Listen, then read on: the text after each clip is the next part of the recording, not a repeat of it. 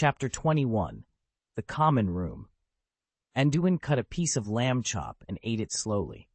He wasn't particularly hungry, having snacked quite a bit on the train. He noticed that the cooking at Hogwarts was much better than what he was used to outside. Although it was as greasy as most British dishes, at least the seasoning was decent. As the banquet continued, various ghosts began to appear. Some descended from the ceiling, while others emerged from the tables, causing the freshmen to exclaim in surprise. Anduin watched these ghosts with bright eyes. It was the first time he had seen the deceased appear before him. He curiously reached out to touch a ghost passing by, but his hand went right through it without any sensation. If only I could have a ghost to study, Anduin thought, his mind wandering to darker ideas. In some ways, he felt a certain kinship with Slytherin. The freshmen around him began to get acquainted with each other after enjoying the food. Anduin noticed that many of them were discussing their family backgrounds and histories. Some had recognized each other, and many had known each other from before, likely through family visits, much like Vivian. Vivian herself seemed to know a few people, probably from gatherings over the summer. The wizarding world was indeed small. As the Slytherin freshmen around him grew closer to their acquaintances, Anduin felt like an invisible man, unaffected and silently eating the lamb chops on his plate. "Hi, my friend. I'm Randall Rosier. Why are you eating here by yourself? You look so good. I heard your name is Anduin Wilson. Why haven't I heard of the Wilson family? Are you a descendant of a foreign wizarding family?" A young man, also a first year with short blonde hair, approached Anduin with a smile. "I'm a descendant of dragons. I'm afraid I'd scare you to death," Anduin thought sarcastically. He turned to look at Randall and recognized him as the boy who had been sitting next to Travers earlier. Anduin suspected that Travers had sent Randall to gather information. "No, I'm not a descendant of a foreign wizarding family. You haven't heard of me because I'm a wizard from a Muggle family. Is there a problem?" Anduin's tone was indifferent, his eyes emotionless as he looked at Randall. Randall's smile stiffened under Anduin's cold gaze. When the other students heard that Anduin was a Muggle-born wizard, they turned to look at him, and then began discussing him with their friends. Muggle-born wizards were rarely sorted into Slytherin. Some students looked at Anduin with curiosity, while others had less friendly expressions. Anduin found Travers and Rosier's behavior childish and didn't care about the strange looks from the other students. To him, these freshmen were just a bunch of kids. He had no interest in their family dynamics and only wanted to study and research quietly, undisturbed by those who didn't know better. Vivian had told him that some Slytherins were half-blood wizards from notable families, while others were purebloods. As a Muggle-born wizard, Anduin knew he might face challenges. He resolved that strength was paramount and that he needed to master self-protection quickly. The magical world was still in turmoil, and it was likely that some young wizards who idolized the Dark Lord would target him. After Randall Rosier came over to inquire about him, he was stared at by Anduin's cold eyes. Anduin sat back next to Travers, and the two began whispering. Travers listened intently to Randall, and after learning the information, he smiled coldly. He glanced up at Anduin and noticed that Anduin was also looking at him with deep, watery eyes. Travers shivered slightly and, with a dismissive hum, stopped paying attention to Anduin. The surrounding chatter gradually died down. It was impossible to discuss personal matters in such a large audience. Prefect Vanessa used her eyes to silence the loudest talkers. Anduin smiled slightly at Vanessa, expressing his gratitude, and then resumed eating in silence. He decided to keep a low profile until he could figure out the situation. The banquet soon came to an end. Professor Dumbledore took the stage again to explain some important rules to the students. They were not allowed to go into the Forbidden Forest or near the edge of the school grounds. The situation was sensitive, and many Aurors were patrolling around Hogwarts. "It's my favorite time again. Before we end the dinner, let's sing the school song together." Dumbledore waved his wand, and golden ribbons transformed into lyrics that floated in the air. All the teachers and students stood up and sang the school song, each to their own tune. To Anduin, it sounded terribly out of sync. While everyone sang with strained expressions, Dumbledore seemed completely absorbed in the moment, which gave Anduin a fresh perspective on the great wizard. After the school song, Professor McGonagall instructed the prefects to lead the students back to their dormitories. Slytherin's common room and dormitory were located in the dungeon of Hogwarts Castle, beneath the Black Lake. The students left the banquet hall, navigated multiple staircases, and arrived at a wall. "Ouroboros," said a fifth-year Slytherin prefect, and a stone door appeared on the wall, leading to the common room. Entering the Slytherin common room, the first thing that caught the eye was a long, narrow, low dungeon corridor. Circular green lights, tied by chains, hung from the ceiling. At the end of the corridor, below a 7-step staircase, was an open space for activities. There were carved chairs for students to rest on and some skulls for decoration. Part of the dungeon extended to the bottom of the lake, offering direct views of the lake bed through the ceiling and windows, casting green hues throughout the room. The walls and ceiling were made of rough stone, and a fire burned under a beautifully carved mantelpiece. Despite the decorations, the common room looked dark and cold. End of this chapter. Chapter 22. Quarrel. I am your prefect, Vanessa Greengrass. The password to enter the common room is changed every 2 weeks.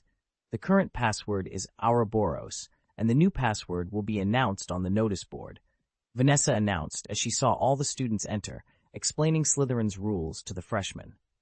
She stood on the steps leading to the lounge, looking at all the underage wizards of various grades.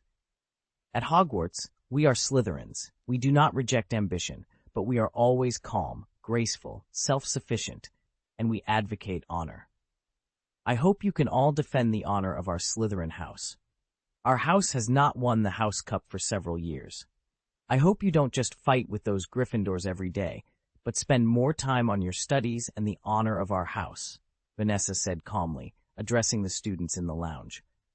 The Slytherin students stood quietly under the steps, listening to Vanessa's speech with varied expressions. It was unclear how many would truly heed her words, but at that moment, a discordant voice interrupted.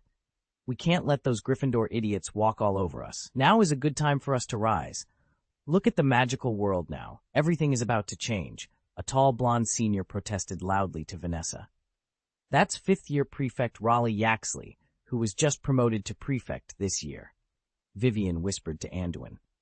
That's enough. Don't bring external issues into the school.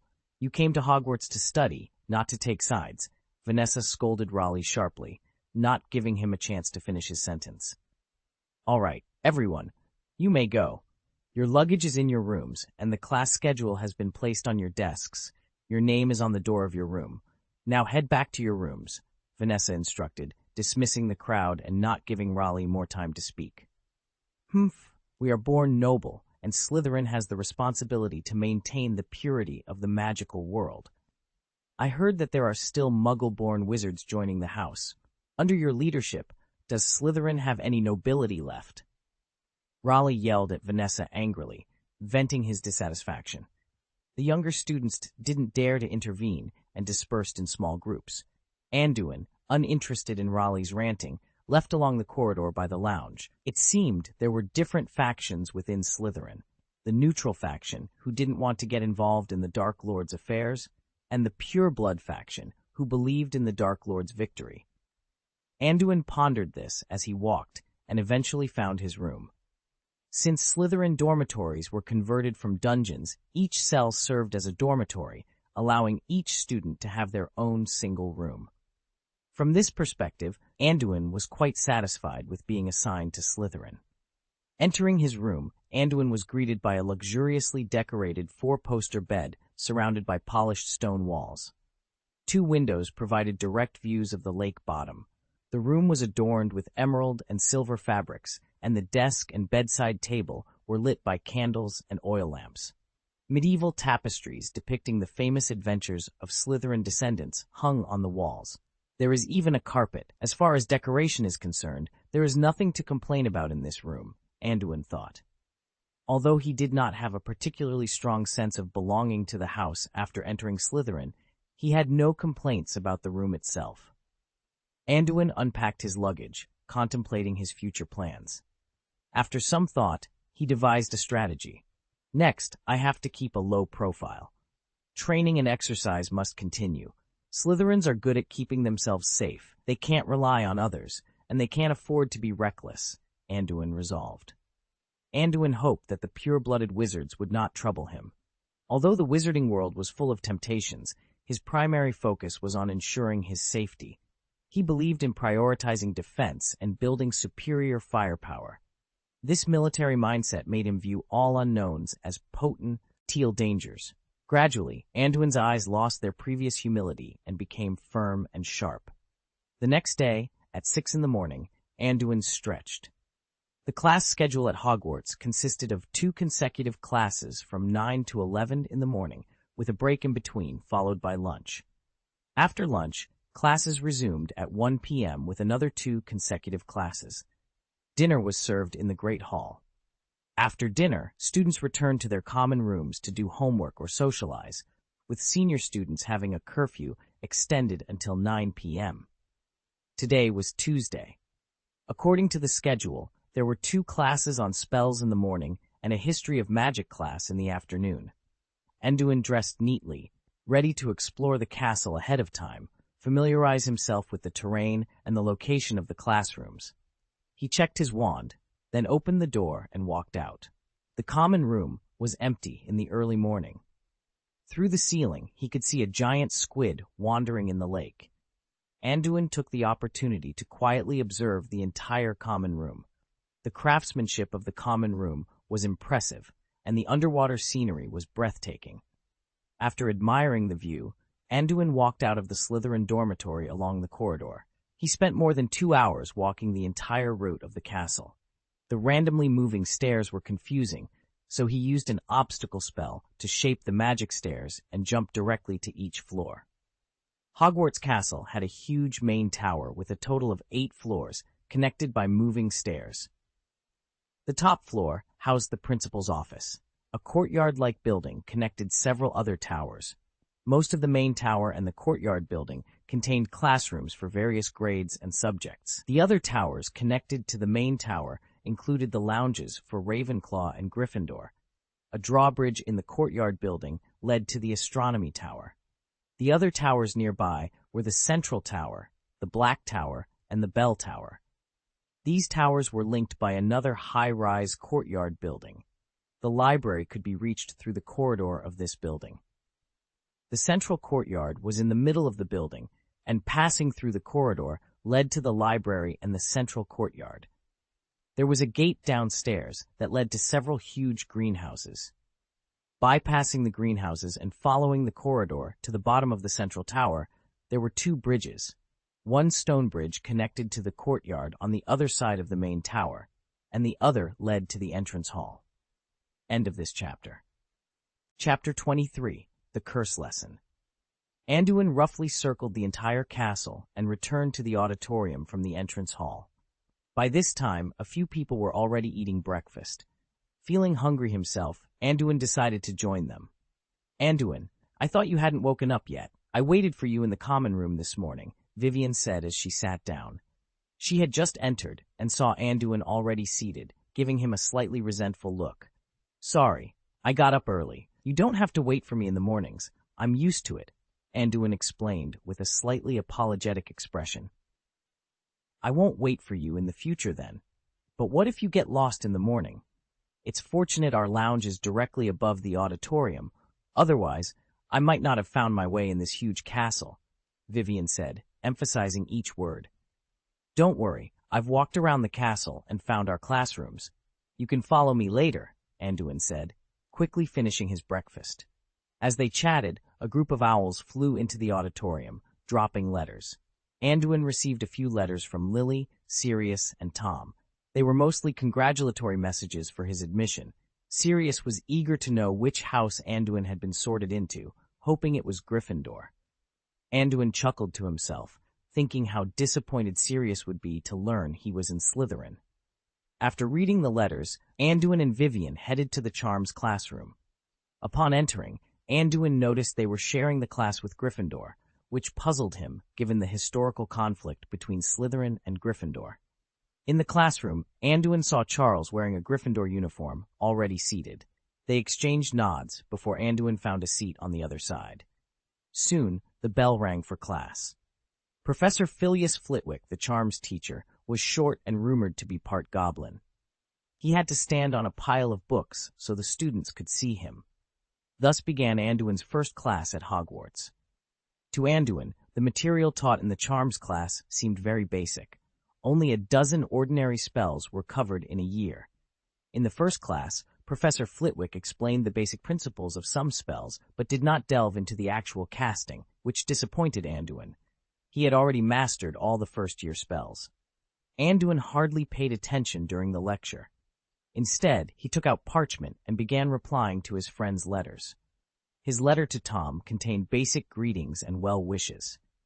In his letters to Lily and Sirius, he mentioned being sorted into Slytherin and described his initial experiences, seeking advice from the two graduates. After carefully writing the letters, Anduin noticed that Professor Flitwick had finally finished the theoretical part and was moving on to practical spellcasting. The first spell to learn was the levitation charm, which Anduin was very familiar with. Professor Flitwick spent considerable time explaining the gestures and incantations before letting the students practice on a feather. The little wizards around him began practicing the spell, trying to make the feather float. Most of the students couldn't even move the feather a single centimeter after their first attempt at the spell. Wingardium Leviosa, Wingardium Leviosa. Vivian chanted the spell with an inaccurate accent, frantically waving her wand at the feather. Her face turned red with effort. Anduin rolled his eyes. Did this girl put all her talents into gossip? Professor Flitwick had demonstrated the spell so clearly, yet she still managed to mispronounce it. On the other hand, after a few tries, Sample Travers managed to make his feather float smoothly. Although it seemed like it could fall at any moment, he smiled smugly at his success and glanced around at his classmates. Anduin noticed that Professor Flitwick had stepped off the podium and was now observing the students. It was no longer easy to slack off. When the professor approached, Anduin had to take out his wand and point it at the feather. The feather floated steadily in front of his wall, motionless. Damn, I forgot to chant the spell, Anduin thought. He was so familiar with this spell that he habitually cast it without any gestures or incantations. Excellent floating charm, Mr. Wilson. This is very well done, Professor Flitwick said, seemingly unaware that Anduin hadn't chanted the spell. Ravenclaw earns 2 points. This is almost a perfect cast of the levitation spell. Everyone, look up to Wilson. The entire classroom turned their heads to look at Flitwick and Anduin. Many young wizards gazed at Anduin with envy, though some eyes were less friendly. Anduin felt embarrassed by Flitwick's compliment, knowing he hadn't used the proper gestures or incantation. He wondered if anyone had noticed. Did you not recite the spell just now? Vivian whispered, leaning closer to Anduin. Shh, Anduin hissed, signaling her to keep quiet. He didn't want to stand out too much in class, knowing that being a noticeable target could be dangerous. It seemed Professor Flitwick hadn't noticed Anduin's shortcut and continued patrolling, correcting and instructing other students on their gestures and spells. Anduin decided to stop pretending to practice and turned to help Vivian. After correcting her gestures and pronunciation, Vivian finally managed to cast a fairly complete floating charm before the class ended. Okay, today's class ends here. Everyone, go back and write a 6-inch paper on the floating charm, Professor Flitwick announced. Then he paused and added, Mr. Anduin Wilson, please stay for a while. Sure enough, Anduin couldn't escape the professor's notice. He motioned to Vivian to leave the classroom without waiting for him. End of this chapter. Chapter 24, Abnormal Professor I. Anduin began, but was immediately interrupted by Professor Flitwick. Mr. Wilson, if I'm not mistaken, that was silent casting, correct? Professor Flitwick asked with a slight smile, his eyes deep and observant. It was indeed discovered. Yes, Professor. You can call me Anduin, Anduin replied softly, feeling a bit restrained in front of Professor Flitwick. Given what he had seen yesterday, it was hard to discern where different people stood. In the current situation, the cautious Anduin couldn't be sure who to trust. Don't be nervous, Anduin. Professor Flitwick walked over to Anduin, waved his wand gently, and 2 chairs floated over. The professor took the lead and sat on one, motioning for Anduin to sit down. Anduin, it's clear that your spell was not released by accident. As I said, it was a near-perfect spell. Even many adult wizards can't be as composed as you. Professor Flitwick noticed Anduin's restraint and changed the subject. Don't be nervous, Anduin. Come on, can you tell me about my class and what it's like to take my charms class? He asked gently. Under Anduin's observation, he didn't sense any hostility from Professor Flitwick, so he gradually relaxed. Well, your lectures are very good. You explain the theory of spells in a simple way, and very. Anduin was about to compliment the professor, but was interrupted. It seems you listened very seriously. Then you still had time to write letters in the first class and daydream during spell practice, Flitwick teased with a smile. Anduin was instantly embarrassed, realizing that his every move had been watched by the professor. He could only muster an awkward smile. I heard about you, Anduin, before you entered the school. Although I didn't join the Order of the Phoenix, Professor McGonagall mentioned your feats before enrollment. It's not easy, and Lily was one of my most proud students. Although she didn't mention much, she expressed her appreciation for you in her letters to me, Professor Flitwick said, not reprimanding Anduin, but instead chatting about family matters. Realizing that Professor Flitwick was friendly, Anduin felt more at ease, though still a bit embarrassed. Sorry, Professor. I shouldn't have been inattentive in your class. I didn't mean to disrespect you, Anduin sincerely apologized. You don't need to apologize. I can see you're not nervous now, so I'll ask the question again. How do you feel about my class? Flitwick asked with a gentle smile.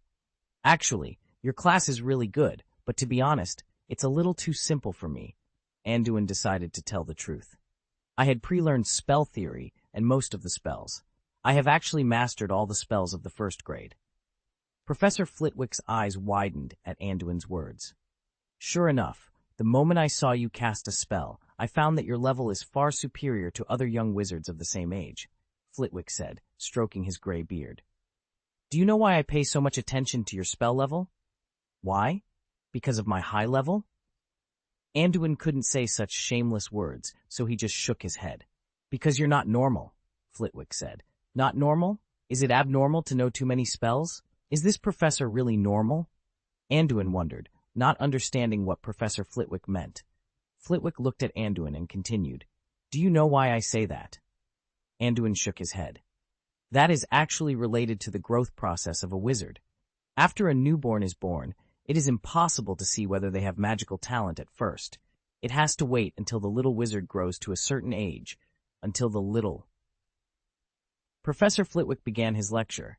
Wizards often experience a magical outburst, typically between the ages of 6 and 10. This phenomenon helps determine whether a young wizard possesses magical abilities. You must have gone through a similar process yourself. Anduin nodded in agreement. He recalled that he first noticed his magical abilities around the age of 7. Many so-called pureblood families boast that their children exhibit magical abilities as early as age 3, claiming it as a hallmark of pureblood wizards. That's utter nonsense, Flitwick scoffed before continuing.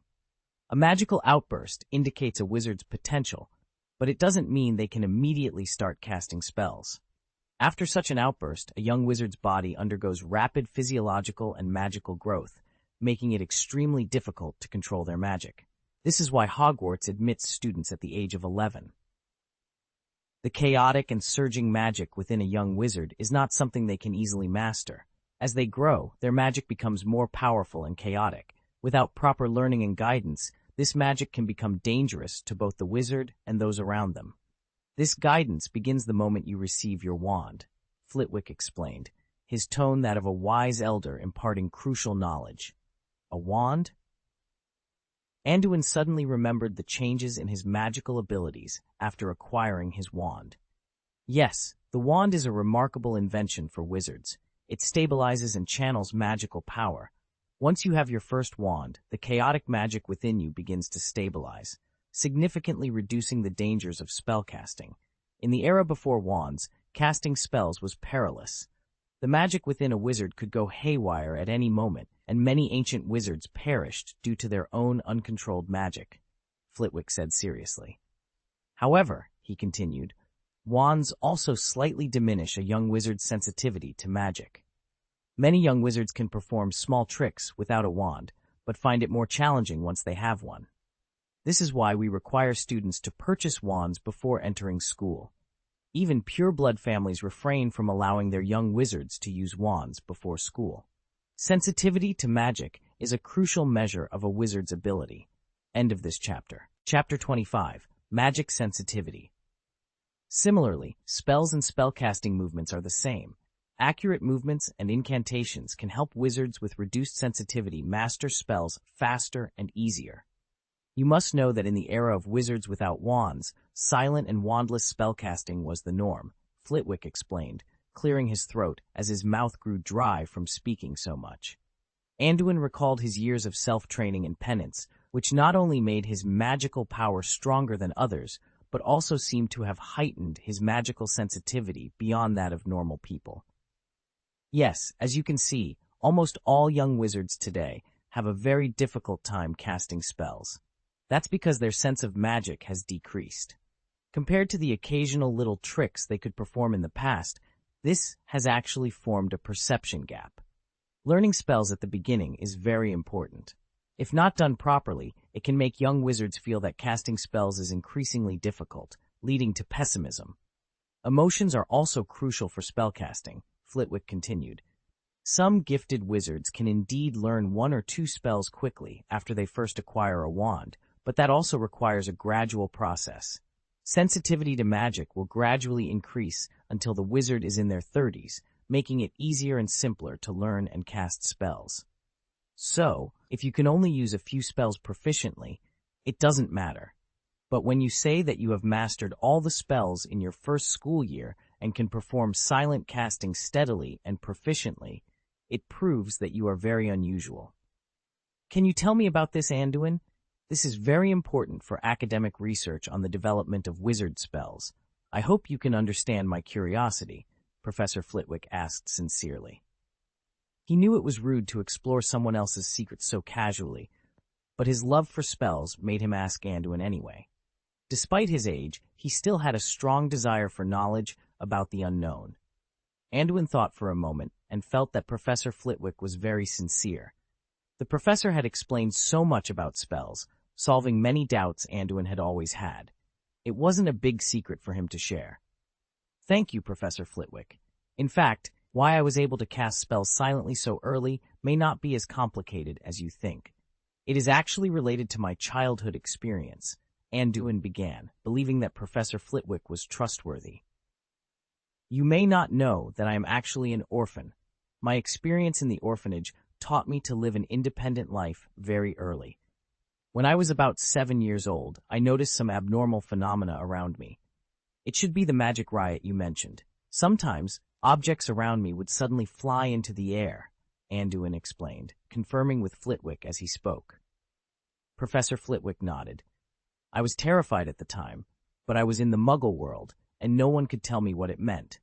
So I kept it a secret and started to study this abnormal ability in detail. I found that I was different from everyone else.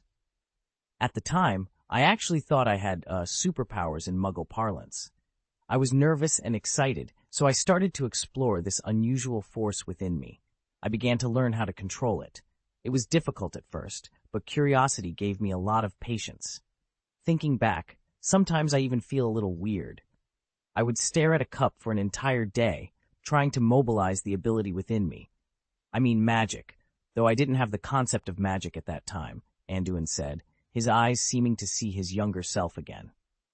Professor Flitwick raised his eyebrows, listening intently. Anduin nodded, acknowledging the professor's surprise. He hadn't expected the young man before him to have such a unique journey. Perseverance often bears fruit. After countless attempts, I finally managed to sense the magic power and make the cup move before my eyes. I held on to that feeling and continued to practice relentlessly until I received my Hogwarts letter.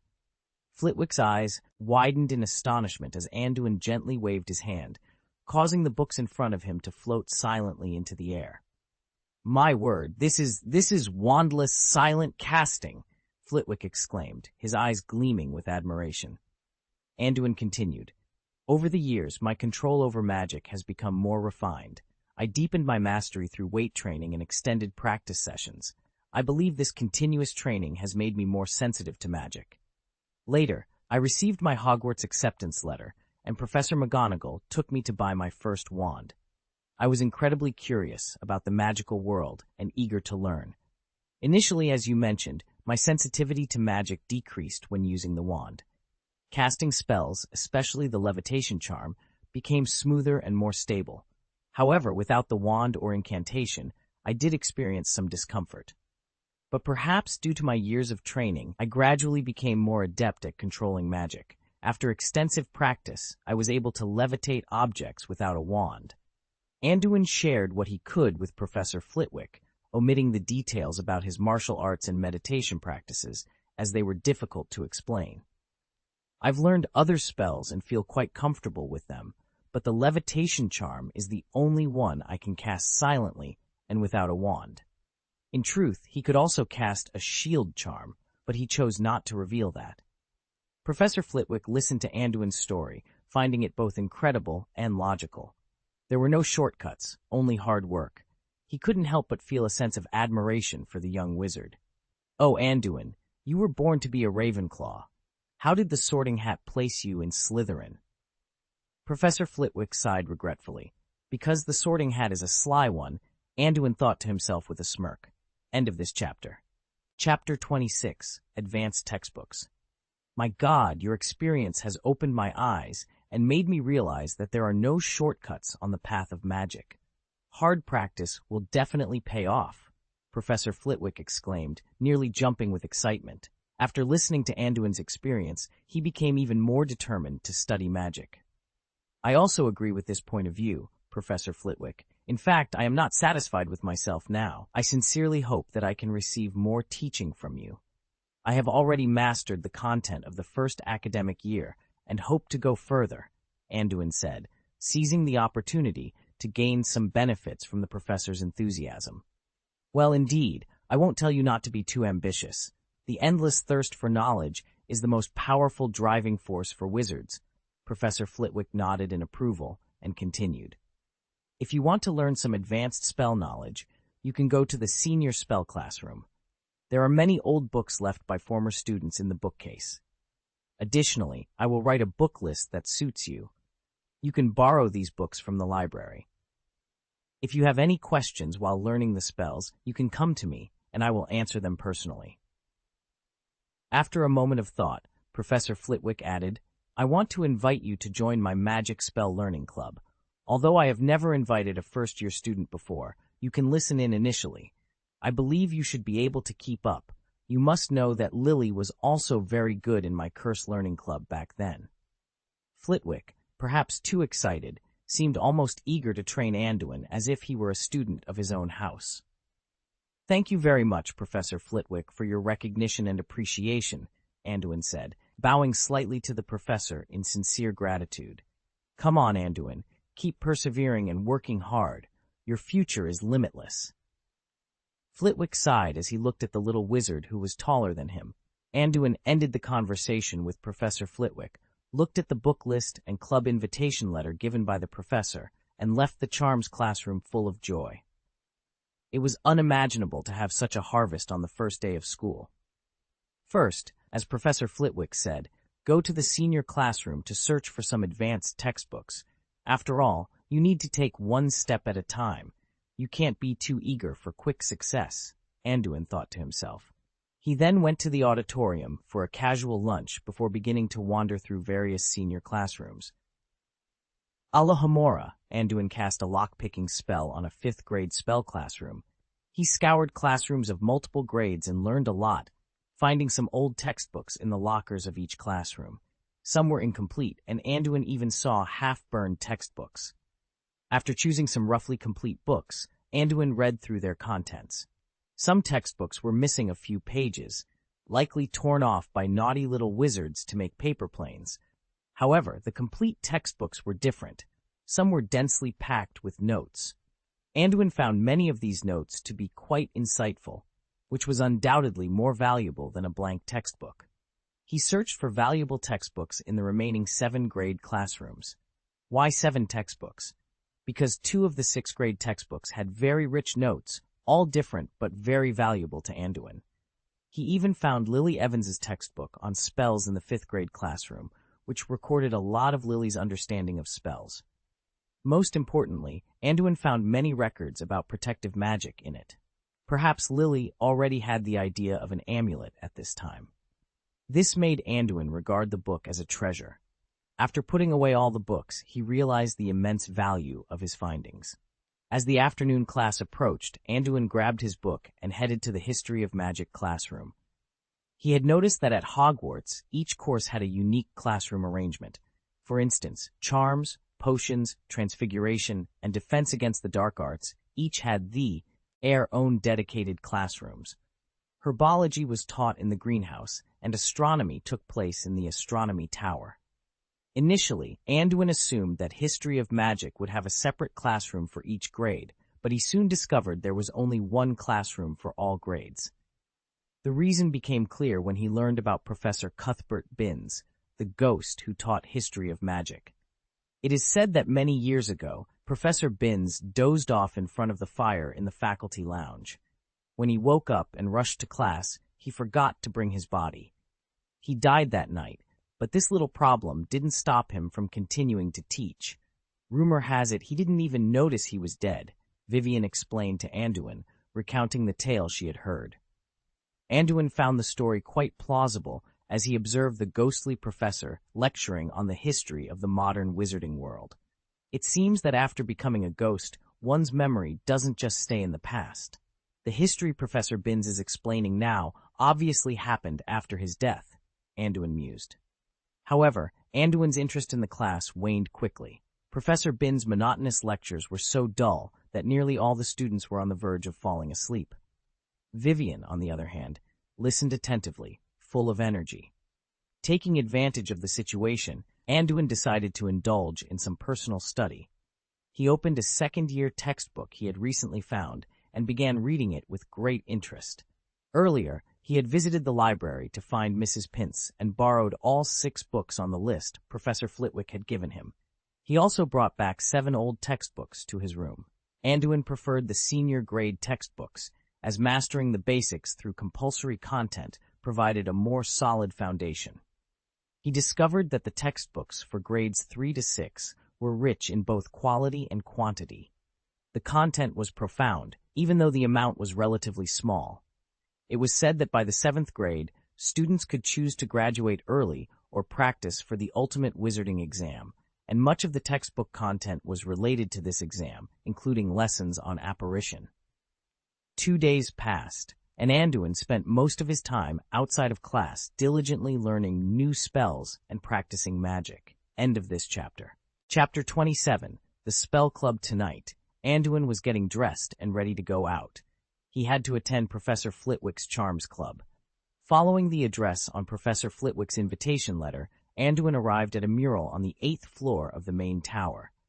The meeting place was chosen mainly because it was close to the office of Dean Ravenclaw. Password, the knight on the mural demanded as Anduin stood before him. Unicorn, Anduin read from the invitation. As you wish, the knight nodded and the door opened. The interior of the room resembled an ordinary classroom, but the walls were lined with bookshelves, making it feel more like a library. There were more than a dozen flannel-covered tables and chairs, blue carpets, and curtains that gave the room a distinct Ravenclaw ambiance. Many people were already inside, chatting softly. Anduin, why are you here? Vanessa exclaimed in surprise upon seeing him. She had been invited to join the club in her 3rd year and was very proud of it, as it was rare for anyone to join in their 1st or 2nd year. Being invited by Professor Flitwick in the 3rd year was a significant honor. You can't just come in here casually. Before the professor arrives, you should leave quickly to avoid any trouble, Vanessa warned, thinking Anduin had mistakenly followed a member. Anduin froze for a moment upon seeing Vanessa, then smiled. Prefect Greenglass, you misunderstand. Professor Flitwick invited me to join the Charms Club. He took out the club invitation letter from Professor Flitwick and showed it to Vanessa. Vanessa saw the invitation letter, but still felt something was amiss. Generally, first and second year students were still in basic studies. How could someone join the club just a few days after starting school? Maybe Professor Flitwick has some special intentions, but this is not an easy class. You don't just listen. You need to complete tasks assigned by the professor, participate in academic seminars, and sometimes assist with research work, Vanessa whispered to Anduin. Don't worry, senpai, Anduin interrupted softly. The professor has already explained the specifics of the club to me. I believe I won't hold you back. Anduin had already learned from Professor Flitwick about the Spell Club. It was essentially a small research group, where the relationship between students and professors was akin to that of graduate students and mentors. Professor Flitwick taught and conducted research at 3 levels of difficulty. The first level was what ordinary students learned. The second level was for students who achieved grades of E or O in their 5th year and were admitted to the Advanced Charms class. The third level was the Spell Club, founded by Professor Flitwick. Those who could join were recognized for their talent in spells and often studied content beyond the school exams. Seeing Anduin's calm demeanor, Vanessa didn't say more. She led him to a seat to wait. After a while, Professor Flitwick entered the room. Seeing Anduin had arrived on time, he smiled warmly. Anduin, it's wonderful to see you. Our conversation the other day gave me a lot of inspiration. Everyone in the room was curious when they saw the professor speaking enthusiastically to a lower-level wizard. They all turned to look at Anduin, who never liked being the center of attention, especially in such a setting. Anduin found himself surrounded by seniors and upperclassmen, feeling slightly out of place. However, seeing Professor Flitwick's enthusiasm, he stood up and greeted the professor. Hello, Professor. It is an honor to be here, and your teaching has answered many of my questions. Professor Flitwick nodded with a smile, then walked to the podium at the front of the room. He sat on his high chair, looked around, and said, It seems everyone is here on time. Now, we will begin the first meeting of the Curse Club for this school year. First of all, let's welcome our new member, Shirley Leinster, a 4th year from Hufflepuff. Shirley stood up and nodded slightly to everyone, receiving a round of welcoming applause. Next, we have Quirinus Quirrell, a 5th year from Ravenclaw. Quirinus Quirrell appeared nervous, rubbing his thighs with both hands. He stood up cautiously and greeted his classmates, who responded with encouraging applause. Lastly, I want to introduce a 1st-year student from Slytherin House, Anduin Wilson. Anduin finally understood why Vanessa thought he wouldn't be here. The other new members were 4th and 5th graders, making his presence as a 1st year even more surprising. He stood up and nodded to the crowd. The surrounding seniors were stunned. A 1st-year student? Hadn't he just started school a few days ago? Was he Professor Flitwick's own son? For a moment, they were too shocked to applaud. Professor Flitwick started clapping first, prompting everyone else to follow suit, albeit with suppressed curiosity. After the introductions, Professor Flitwick quickly transitioned into the meeting's agenda without further explanation. Clearing his throat, he addressed the group. Today is the first meeting of this school year. I hope the new members can get into the swing of things quickly. Now I will announce the research topics for this academic year. With a flick of his wand, writing appeared on the whiteboard next to his seat. 1. Silent Mantra. Research on quickly mastering silent spell casting techniques. 2. Wandless casting. Methods and techniques for casting spells without a wand. 3. Temperature control magic. Development and research of temperature control spells. 4. Sonic magic. Development ideas and application directions for sonic spells. 5. Ancient runes. Interpreting the formation of spells from ancient runes and the evolution of multinational spells. 6. Traceless stretching spell. Searching for high-quality materials and conducting extreme data experiments, continuing research from previous years, with the current best material being Fairy Ulam steel and 37 types of secondary high-quality materials. 7. Magic sensitivity. Quantification and improvement techniques for magic sensitivity. Anduin felt a mix of excitement and apprehension as he read through the topics. This was going to be an interesting year. Chapter 28. Directional Extraction Spell. Anduin looked at the topics that appeared on the whiteboard, and his interest was immediately piqued. Initially, he thought this club would be similar to a spell class but with deeper content. He assumed the so-called research involved the professor guiding students to reproduce existing research results.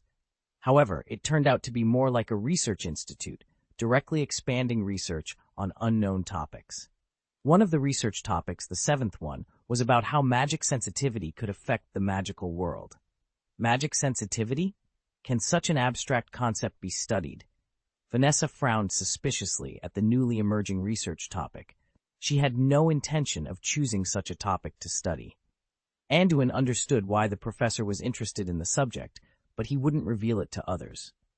These are the research topics for this academic year. As always, topics that achieve results will be removed from the whiteboard, while those with no actual results will remain.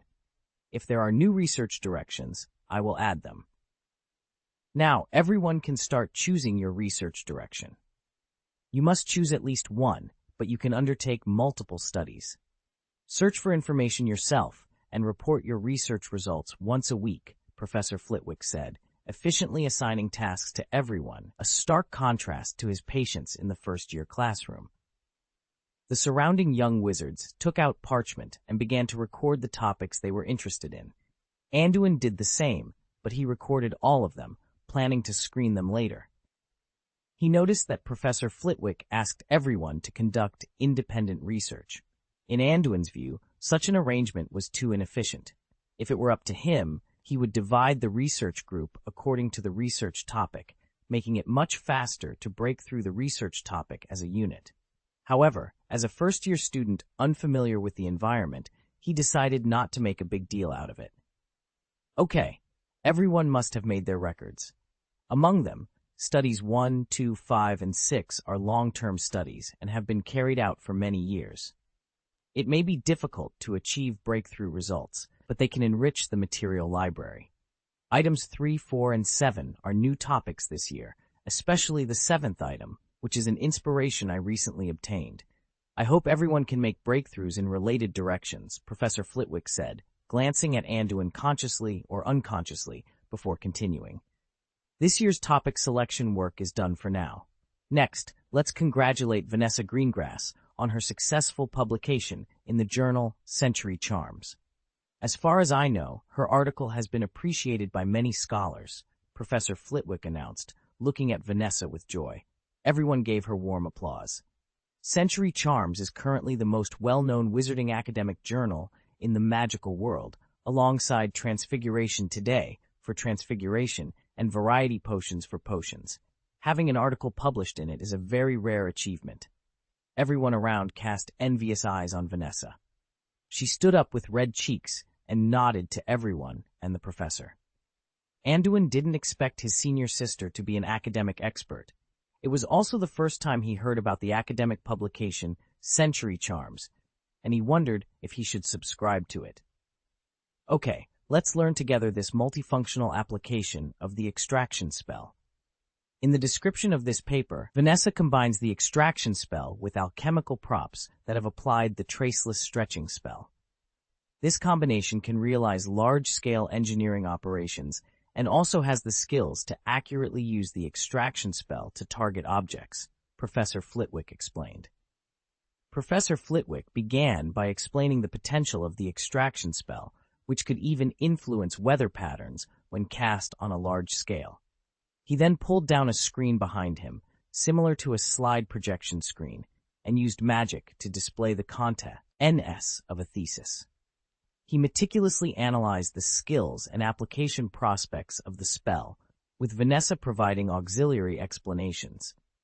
Vanessa stood at the front of the classroom, as if defending her thesis. She explained the original intention behind researching the extraction spell, the challenges encountered during the research process, and demonstrated the corresponding spellcasting techniques. Professor Flitwick first cast a spell in the center of the classroom, releasing a cloud of white smoke. He then pointed his wand at an ink bottle, creating a dark fog that mixed with the white smoke, forming a thick, indistinguishable mist. At this moment, Vanessa stepped forward. With a subtle cast, she directed a pulling spell at the center of the thick fog. Gradually, the light black mist began to fade, eventually returning to its original white color.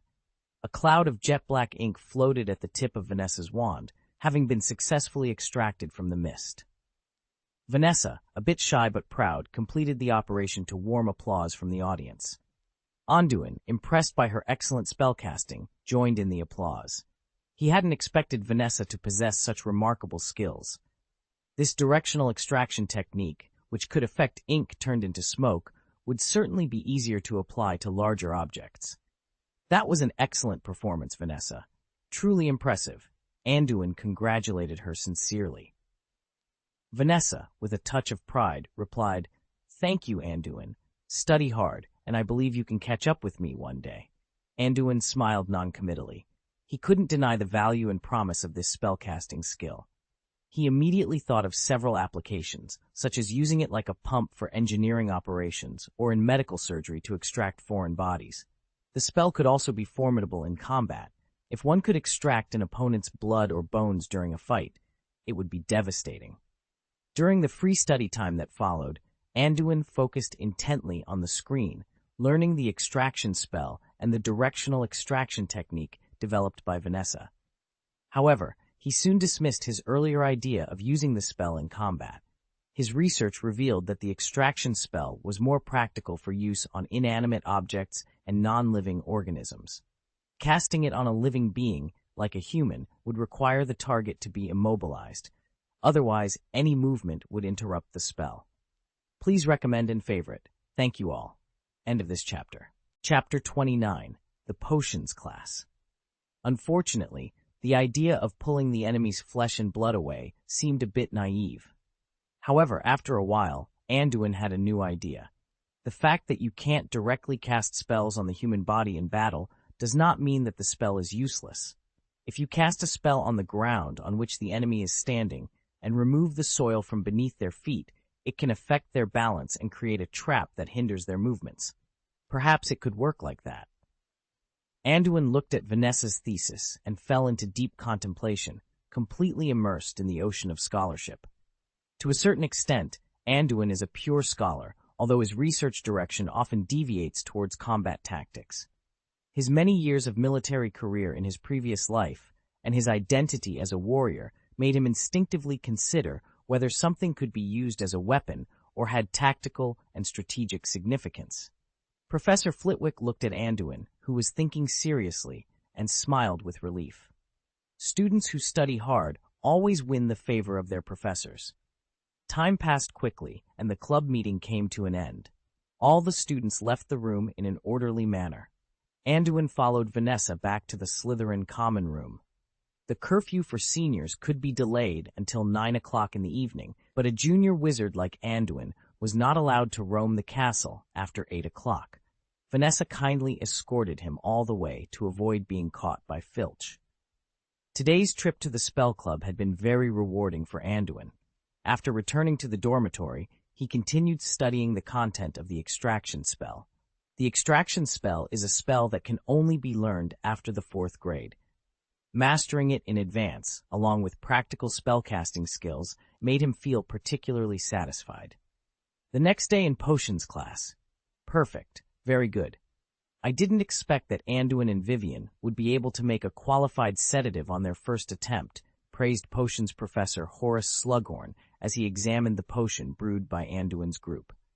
The crucibles of other students around them were either emitting unpleasant black smoke or had burnt contents. Vivian, standing next to Anduin, could only smile awkwardly at the professor's compliment. She had mostly watched the potion-making process this time. During the entire process, Vivian's role was to hand over ingredients. For instance, when Anduin called for sunlight orchid powder, Vivian was responsible for handing it to him. If she handed over the wrong ingredients, Anduin would double-check them, preventing any mistakes that could have ruined the potion. Anduin accepted Professor Slughorn's praise with a calm expression and nodded slightly to thank the professor. Brewing potions, which requires a standardized process, was very simple for Anduin. All the steps and material standards are clearly marked in the formula. Just follow the formula to make it. Moreover, he found that brewing potions is actually no different from cooking. The key is that the preparation of materials must meet the standards, and the cutting, grinding, soaking, and other processes require high precision. Anduin's hands were very steady. During the potion-making process, he was like a humanoid machine. He could cut materials to the exact standard size, add them at the specified times, stir at the specified intervals, and maintain the heat at different settings as required. Everything was done naturally and precisely. This potion is actually similar to boiling soup, Anduin thought silently. The difficulty lies in the materials.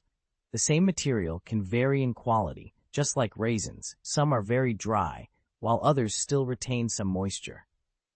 Anduin carefully examined the potion ingredients, noting their moisture content and other key qualities that would determine the final product's success. Although it was his first attempt at potion making, he had already gathered a wealth of information. The potions textbooks primarily described the properties of semi-finished materials and the issues that could arise from substandard ingredients, along with solutions to those problems. While potions didn't captivate him as much as magic spells, the brewing process helped him stay calm and focused, sparking his interest. There are many old textbooks in the potions classroom for each grade. You can look through them when you have time, Anduin thought, a mischievous idea forming in his mind.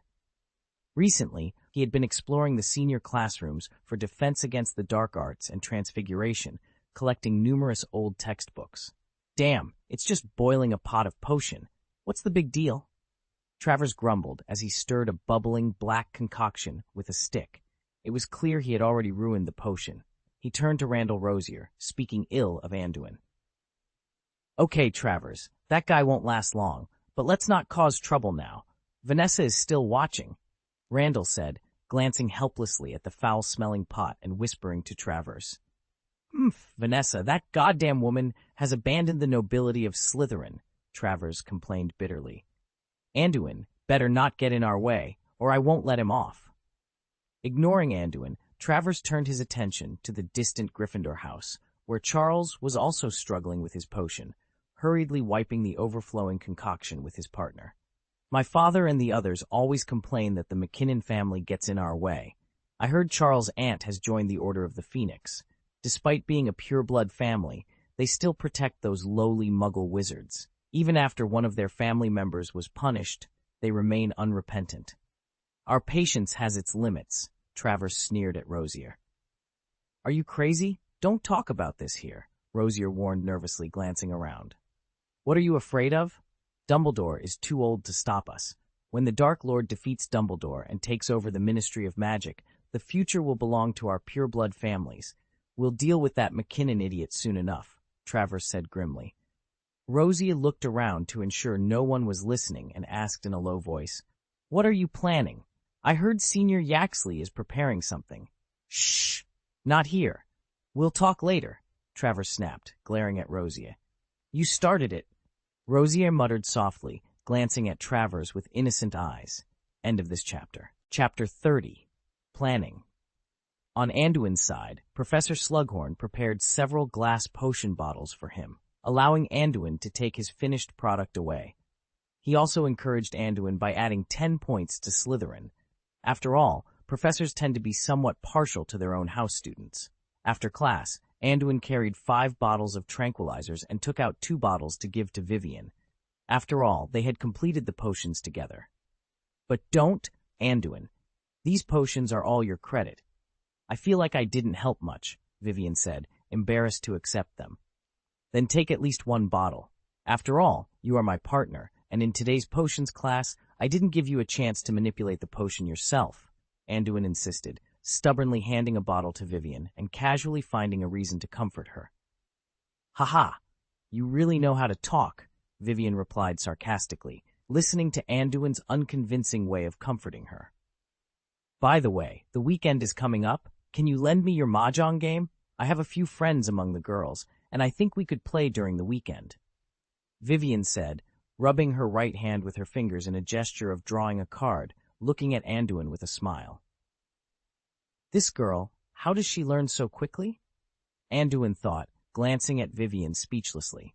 He had been cooped up in his room all day recently, studying spells. Apart from classes and meals, he hadn't seen much of Vivian.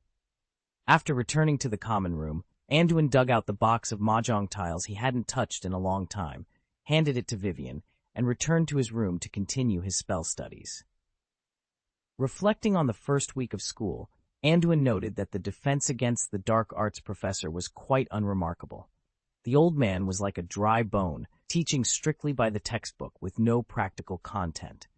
It was said that the defense against the dark arts position at Hogwarts was cursed by Voldemort, and no professor could hold the post for a full year. Anduin was worried during these classes, fearing the professor might not last. In Transfiguration, Anduin found he could keep up with the progress quite well. He discovered he had a natural talent for it. In the first class, Professor McGonagall asked them to turn a match into a needle, and after more than half an hour of trying, Anduin completed it perfectly. For this, Professor McGonagall awarded Slytherin 5 points. Although Anduin had a high interest in Transfiguration, he decided to prioritize other studies for now. Transfiguration required a lot of practice, and he planned to focus on it more after achieving some success in his magical studies. One thing Anduin learned from today's potions class was that this subject suited him very well. He could master potion making in a very short time. Anduin intended to improve his learning and production of potions. He aimed to master more potion formulas and had some ideas for the future. He planned to earn income by selling potions. Gringotts could exchange gold galleons for only 100 coins, not every year, but in total. He wasn't going to sit back and rely on that. The money Sirius gave him wasn't for nothing, but it had caused him to provoke 2 Death Eaters. As for the courses in herbology, astronomy, and the history of magic, Anduin's basic goal was to keep up with the progress. For now, his time was mainly spent on magic spells and researching Lily's amulet. To manage this, he prioritized his tasks and made detailed plans. First, he aimed to learn new spells through the old textbooks he found in the Charms and Defense Against the Dark Arts classrooms. At present, Anduin was still basically at this stage. Anduin's goal was to master the mainstream spells for magicians from grades 1 to 7. He aimed to learn all the spells, ensuring he could cast them completely. While he didn't need to use more slips, he prioritized learning first. Some of the more difficult spells, such as apparition, which could lead to fragmentation, would be skipped initially. The second part of his Plan I involved practicing and developing self-defense spells. This required selecting suitable spells for targeted practice after learning new spells and building a corresponding tactical system. Anduin categorized all spells into 4 levels: entry, proficient, instinct, and extraordinary. The entry level meant being able to release the corresponding spells. Anduin's first requirement for himself was to get most of the spells to the introductory level. Proficiency involved mastering spells, reciting them quickly and accurately, and casting them in harsh environments without making mistakes. Instinct level was achieved when one could cast spells silently and without a staff. Anduin's floating spells and obstacle spells were at this stage. Transcendence was a realm Anduin imagined. In his vision, a transcendent spell involved developing a unique spellcasting technique that far surpassed the original spell. It was no longer the original spell, but something extraordinary. Anduin believed Vanessa's extraction spell had the potential to develop into a supernatural spell. Currently, Vanessa's extraction spell was a little stronger than mastery, but had not yet reached the instinct level. However, it had extraordinary potential for further development. Anduin also considered whether he could further develop his obstruction charm and levitation charm to promote them to a super-level charm, but he had no clue so far. While learning self-defense magic, he also studied Lily's amulet and tried to create other alchemical items. His idea was to practice a few spells to at least the mastery level and make practical alchemy items to improve his strength, such as re-engraving amulets, and jointly build his own tactical system. Anduin had a serious phobia of insufficient firepower and hated that his safety was out of his control, so he learned new spells day and night. Then there were the research topics in Professor Flitwick's spell club. Anduin began to study after he was ready to learn most of the spells, except for silent spells, wandless spellcasting, and magic sensitivity research. He could improve silent spells through high-intensity training on a single spell, and he knew how to enhance his magic sensitivity.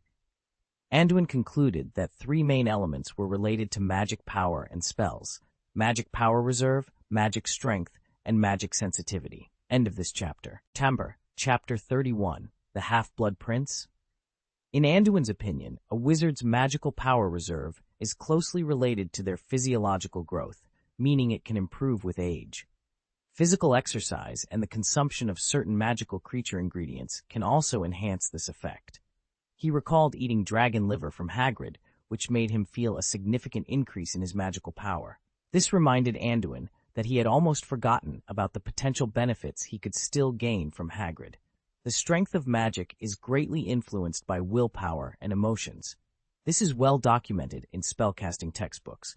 Wizards who are often angry can release more powerful attack spells, and those with darker psychological tendencies can master black magic more efficiently. The description of willpower is somewhat vague, but wizards with strong willpower tend to cast more stable and potent spells. Anduin, being a person of strong will, found this particularly relevant. Magic sensitivity is a concept Anduin learned from Professor Flitwick. He noticed that after practicing martial arts, meditation, and undergoing weight-bearing and delayed training with levitation spells, his ability to mobilize magic had become easier. Initially, he didn't understand what this meant, but now he realized it was a sign of increased sensitivity to magical power. Physical training could make magic more closely connected with the body, meditation could clear the mind and enhance perception, and weight-bearing and extended training could keep magic in an active state, aiding in a wizard's perception of magical power. Anduin planned to continue this rigorous training regimen. The Slytherin dormitory area was quite spacious, thanks to the extensive underground space. This provided Anduin with ample room to practice his spells. He planned to master most of the spells first, before moving on to more advanced techniques. With his next steps in mind, Anduin immersed himself in a mountain of books. After a seemingly peaceful week at Hogwarts, the rivalry between Slytherin and Gryffindor began to intensify. The journal Century Charms is published monthly and is available in the Hogwarts library, but the number of copies is limited. You might have to wait for an opportunity to borrow it, and there's about a 6-month delay before the latest issue is available in the library. This delay helps maintain the sales of the publishing house, as no one wants their publications to be freely available immediately. You can start by borrowing some previous issues.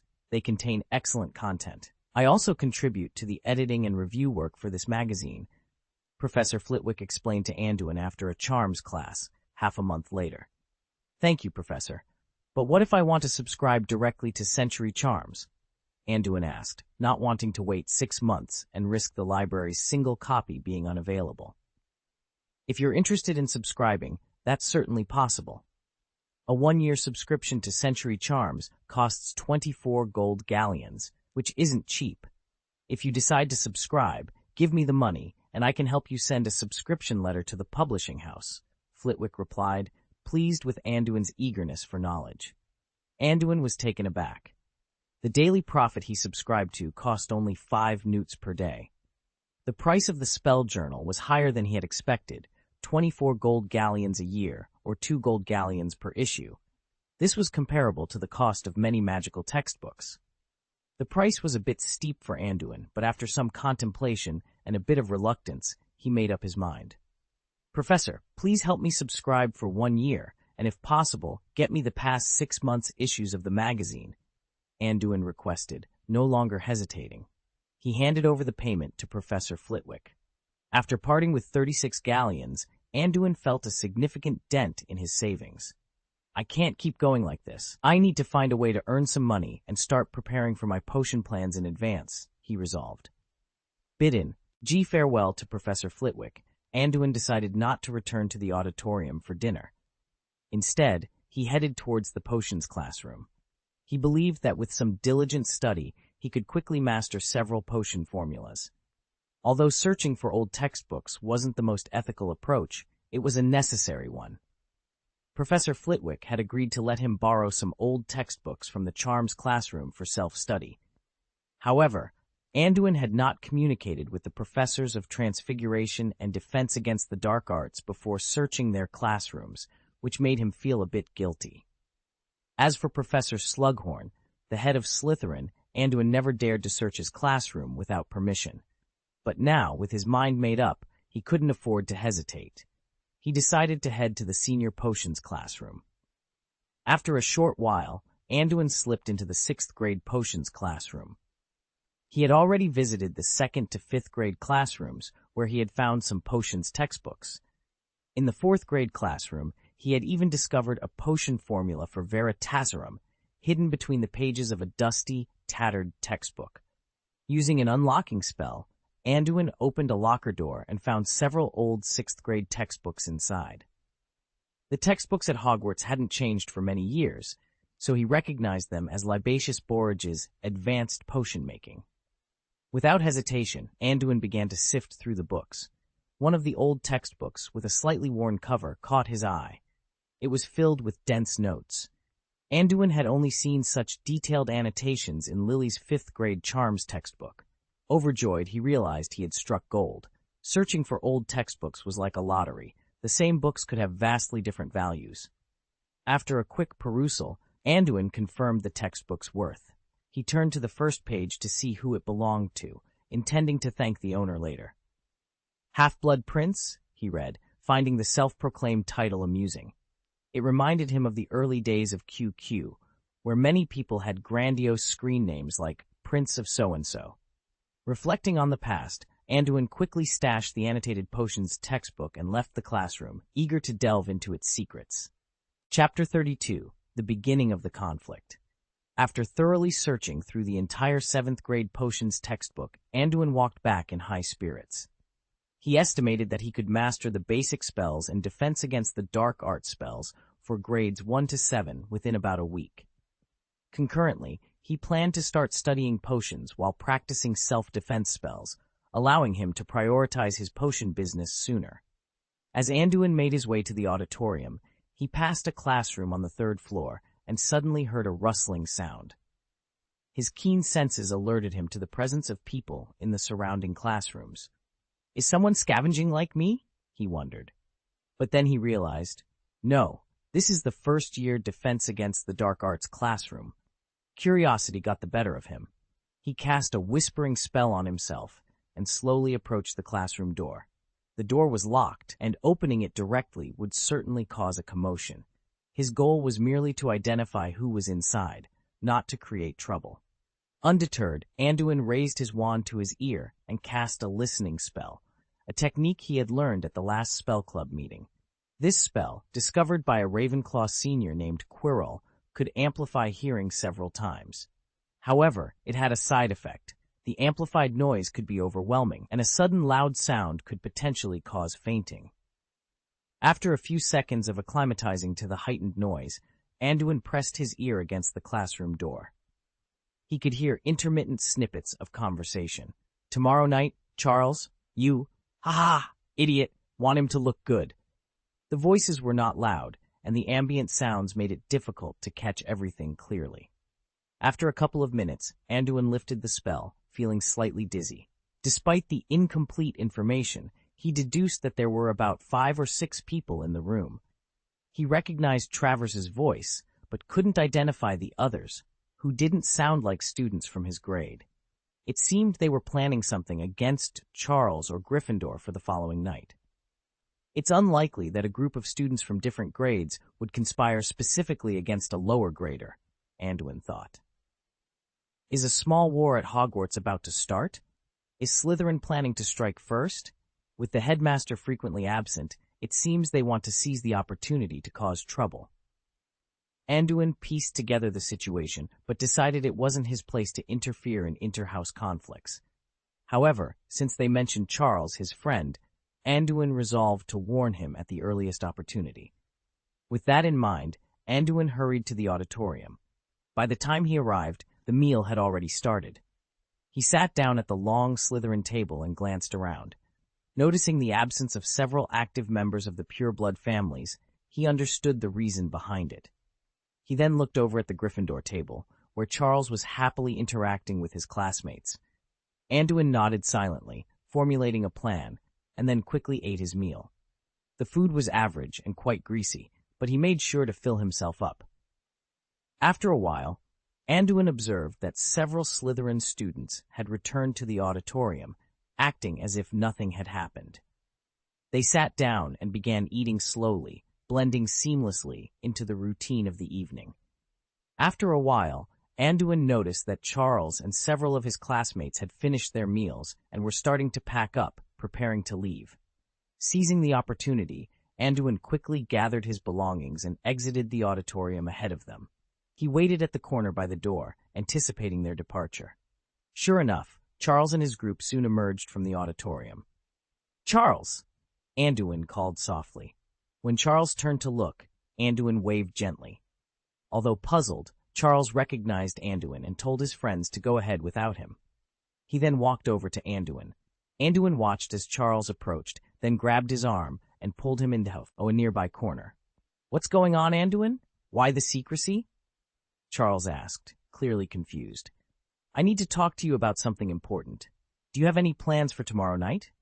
Anduin asked quietly, glancing around to ensure they weren't overheard. Charles hesitated, sensing something was off. He did have plans for tomorrow night, but he was curious how Anduin knew.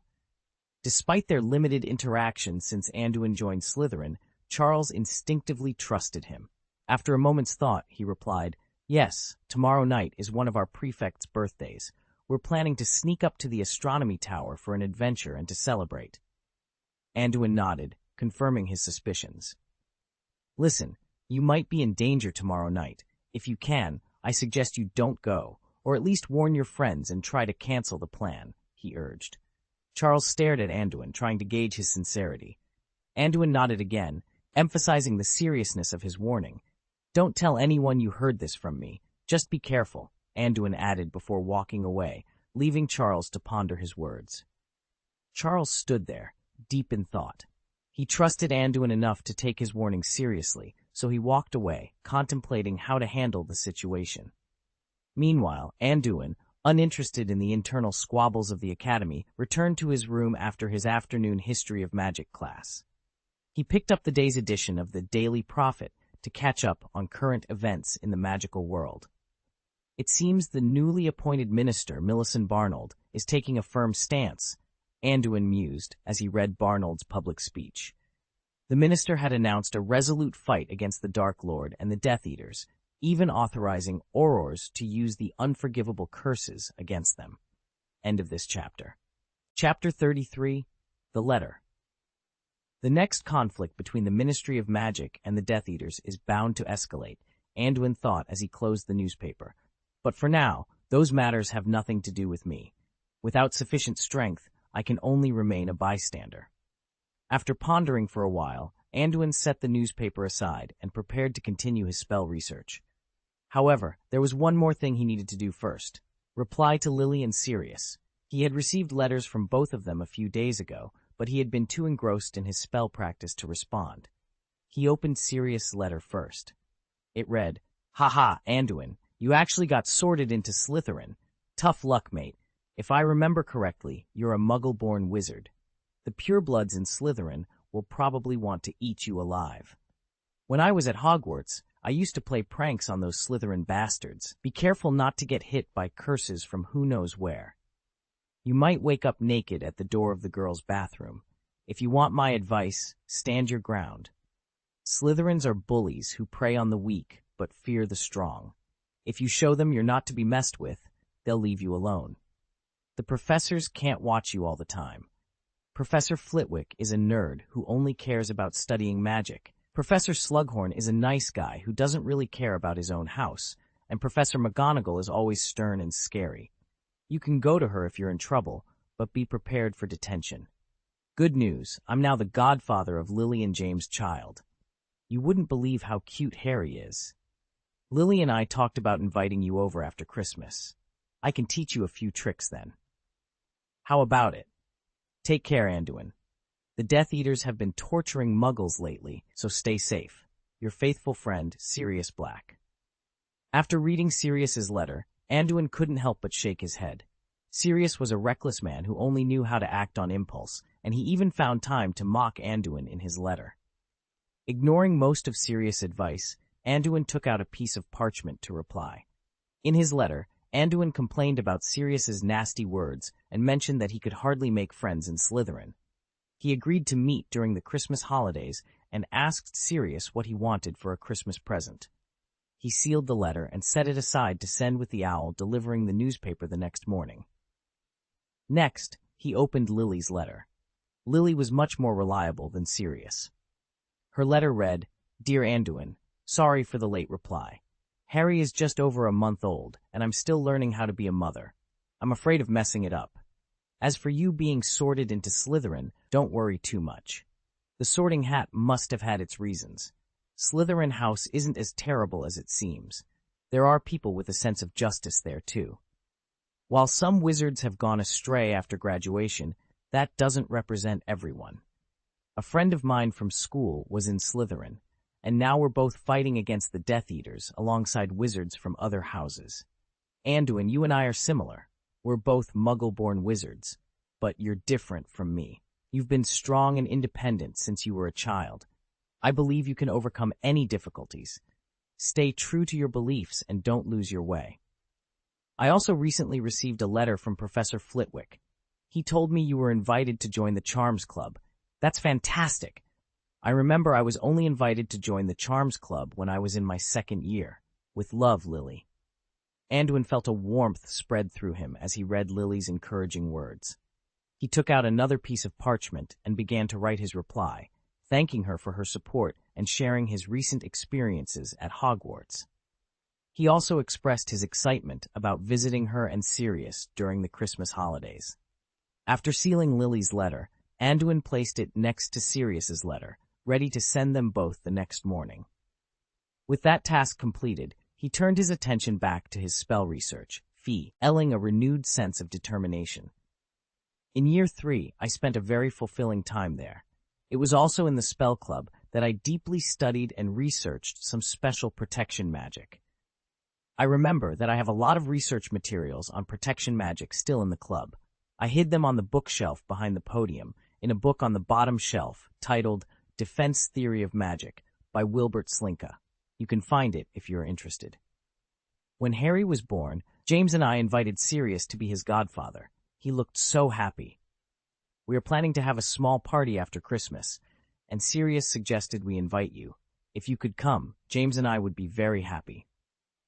Good morning, your faithful friend, Lily Potter. Anduin was very moved after reading Lily's letter. He had no prior connection with her, but Lily still conveyed her kindness to him without reservation. Anduin immediately began working on his reply. In the letter, Anduin thanked Lily and expressed his happiness at being invited to their dinner. He assured her that he would be there on time and sincerely wished the Potters and their child, Harry, well. He also reminded Lily to take care of herself, even at home. After writing the reply, Anduin prepared to send it the next day. He then continued to practice his own spells. The following day, after sending the letter, Anduin didn't bother with Slytherin and Gryffindor, nor did he visit Charles. Instead, he decided to visit Hagrid. Anduin hadn't visited Hagrid since he started school. After all, they had shared a meal of dragon liver together at the Leaky Cauldron. So after a day of classes, Anduin took a few jars of seasonings from his room, packed them, and walked to Hagrid's hut. When he was in school, Anduin had asked Hagrid where he lived. His hut was not too close to Hogwarts Castle. Anduin came to a ring of stones, where to the right was the school's owl shack, and to the left, following the road, he would find Hagrid's hut. After a bit of orientation, Anduin walked in the direction of Hagrid's hut. On the way, he saw a few students dating and playing. The closer he got to the hut, the fewer people there were. Finally, Anduin saw a slightly crude-looking hut standing in the distance, surrounded by some thriving vegetables and fruits. End of this chapter. Tapper, Chapter 34, Teppo Wart Pork Chops. Maybe I should transplant the green onions I planted. They never see the sun in the ground, and they are getting more and more wilted recently, Anduin thought to himself as he approached the vegetable garden. Seeing the lush greenery, he felt a sense of relief and quickened his pace towards the hut. Hagrid! Hagrid! Are you there? Anduin called out as he neared the door. The door to the hut creaked open, and Hagrid, bowing his head to fit through the doorway, stepped outside. Upon seeing Anduin, he greeted him warmly. "Anduin, I haven't seen you for a while. Come in, Hagrid said, ushering Anduin inside. Once inside, Anduin took in the full view of Hagrid's home. The single-room hut had ham, sausage, and pheasant hanging from the ceiling. A fireplace dominated one wall, with a large wooden table and chairs in front of it. In the corner was a large bed covered with a quilt made of rags. The walls were adorned with coats, hammers, axes, and other tools. A large crossbow and a pink umbrella rested next to the only sofa. "Hagrid, although your place is small, it has everything you need," Anduin remarked, feeling particularly cheerful, especially after seeing the vegetable garden. "Haha, there's nothing much to brag about in this humble place, but tell me, what brings you here today?" Hagrid asked, scratching his head shyly and motioning for Anduin to sit down. "I've been wanting to visit you for a while. I just started school recently and needed to get familiar with many places at Hogwarts. Today, I was in a good mood and decided to come see you," Anduin replied, placing a large package of seasonings on the table and climbing onto one of the big wooden chairs. "Very welcome, Anduin. I didn't have a chance to congratulate you on your admission before," Hagrid said, smiling. He then noticed Anduin's Slytherin uniform and exclaimed in surprise, "Oh my God, Anduin, why did you enter Slytherin? I didn't even notice." "Yeah, I didn't expect it either. I was surprised when the Sorting Hat placed me there," Anduin admitted, recalling the annoying hat. "But I remember you told me you're a Muggle-born. There are few Muggle-born wizards in Slytherin," Hagrid said, still astonished. "Yeah, I've always wondered about my sorting choice." "Hagrid, I'm just telling you," Anduin said, leaning in as if to share a secret. "You know the Sorting Hat decides which house you're assigned to. I suspect that hat was up to something. When I put it on, it said almost every house was suitable for me. After a few words of disagreement, it placed me in Slytherin. It must have known I was a Muggle-born and did it out of spite." Hagrid listened intently, nodding. "The Sorting Hat is said to never make mistakes. Did you do something to make it particularly angry?" he asked, handing Anduin a cup of water. Anduin thought to himself, "Take it apart, that hat must have had it in for me." "When you entered Slytherin, did those pureblood families give you any trouble?" "Those people can be the worst, and many dark wizards and Death Eaters come from Slytherin," Hagrid said, his concern evident. Anduin appreciated Hagrid's genuine concern. "There have been a few incidents, but nothing I can't handle. I just keep my head down and focus on my studies," he replied, taking a sip of water. Hagrid nodded, his expression softening. "Well, if you ever need anything, you know where to find me." "Thanks, Hagrid. I appreciate it," Anduin said, feeling a sense of camaraderie with the gentle giant. "You have to be careful in the future," Hagrid said, looking at Anduin with concern. Anduin wasn't sure if Hagrid was warning him to stay safe or advising him not to become a dark wizard, but he reassured Hagrid nonetheless. "Don't worry, Hagrid. After I entered the academy, I mostly kept to myself. I only went out for classes and stayed in my room otherwise," Anduin replied. "But let's not dwell on that. Look at what I brought you." Anduin shifted the conversation to a more pleasant topic, food. He not only liked Hagrid very much, but also enjoyed the serene and beautiful surroundings of Hagrid's home. The open area made him feel relaxed and happy, prompting him to chat more with Hagrid. "I brought you some chili sauce, sesame sauce, bay leaves, soy sauce, and sesame seeds. I got tired of the food in the school hall, so I thought I'd bring some seasonings. I noticed you have a lot of vegetables growing outside your house. How about I cook a few dishes for you to try?" Anduin suggested enthusiastically. Hagrid, who had previously tasted Anduin's stir-fried dragon liver and found it to be the most delicious thing he'd ever eaten, was thrilled at the idea. He looked at Anduin with newfound admiration. "That's fantastic! I have some good stuff here recently, and you came just in time," Hagrid said excitedly. He then led Anduin to a large cabinet in the corner of the house, which was kept cold with a freezing charm. "Look, Professor Kettleburn gave me these a few days ago, a pork chop from a Teppo warthog and a large piece of pork leg," Hagrid said, showing Anduin the frozen ingredients. Anduin was stunned at the sight. The steak and pork leg were enormous, likely larger than an entire pig in the Muggle world. Despite Hagrid's house having only one room, all the furniture inside was oversized, making it possible to store such large items. Is it magical animal meat again? Can we eat it? Anduin asked, eyeing the giant steak. No problem. The meat is stronger than ordinary pork. I was planning to marinate the pork leg into ham and feed the pork chops to the swallowtail dogs. Professor Kettleburn's swallowtail dog recently had a litter of pups. He's going to give me one after it's weaned, so I'll have a new member, Hagrid explained. So you're going to feed your dog this huge chunk of magical animal meat? Anduin asked, almost unable to follow Hagrid's train of thought. The extravagance was astounding. End of this chapter. Chapter 35, Potato Braised Pork Ribs. Hagrid led Anduin to visit the vegetable garden around his hut. There was a large variety of vegetables planted, but according to Hagrid, only some of them needed to be supplied to Hogwarts. Professor Pomona Sprout had a large greenhouse with the traceless stretching charm, which was planted with enough ingredients to fully feed the Hogwarts schedule. Every year, I plant a lot of pumpkins for Halloween. Dean Sprout will come and put a bulge spell on them for the Halloween dinner. Look at these lovely broccoli, tomatoes, potatoes, ginger, and cabbage. Aren't they wonderful? Hagrid proudly showed off his vegetable garden to Anduin. In Anduin's eyes, what Hagrid grew were mostly Western-style vegetables, and he couldn't even see a single cabbage. Anduin wasn't particularly interested in these, so he asked Hagrid about a topic he was more curious about. Aren't you planting some herbs? Anduin had a plan in mind when he came to Hagrid.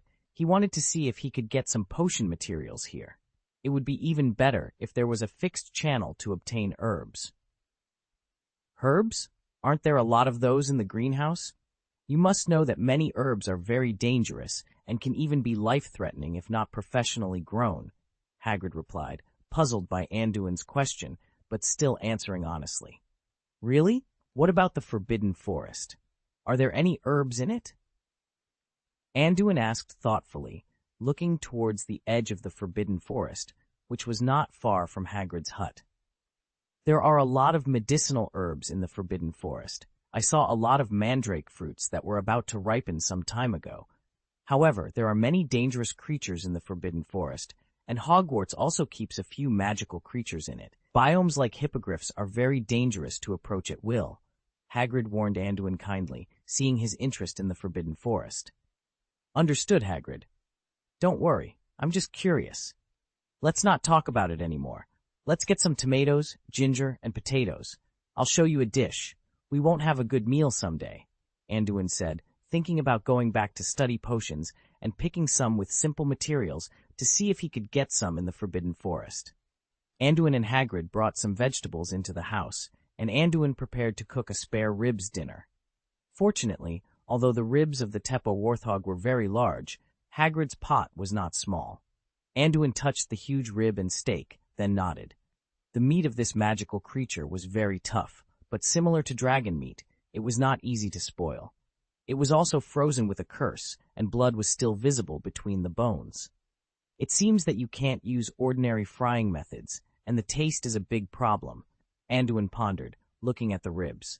A single rib was as thick as an ordinary person's arm, making Anduin think about how to make it delicious.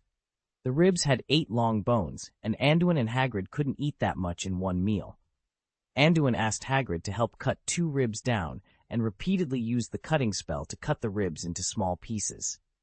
After cleaning, he found a large pot to put them in. Anduin personally adjusted a large bowl of mixed seasonings and poured it into the pot to marinate the ribs. After marinating them thoroughly, he set them on fire. Hagrid's house had a large pot, like a round tripod without legs. Anduin set up the pot, poured oil, ginger, and garlic, and then added the large pot of meat, simmering it first. He stir-fried for a while, added water after frying until fragrant, and covered the pot, waiting until the ingredients were well cooked. Hagrid watched Anduin's operation with anticipation.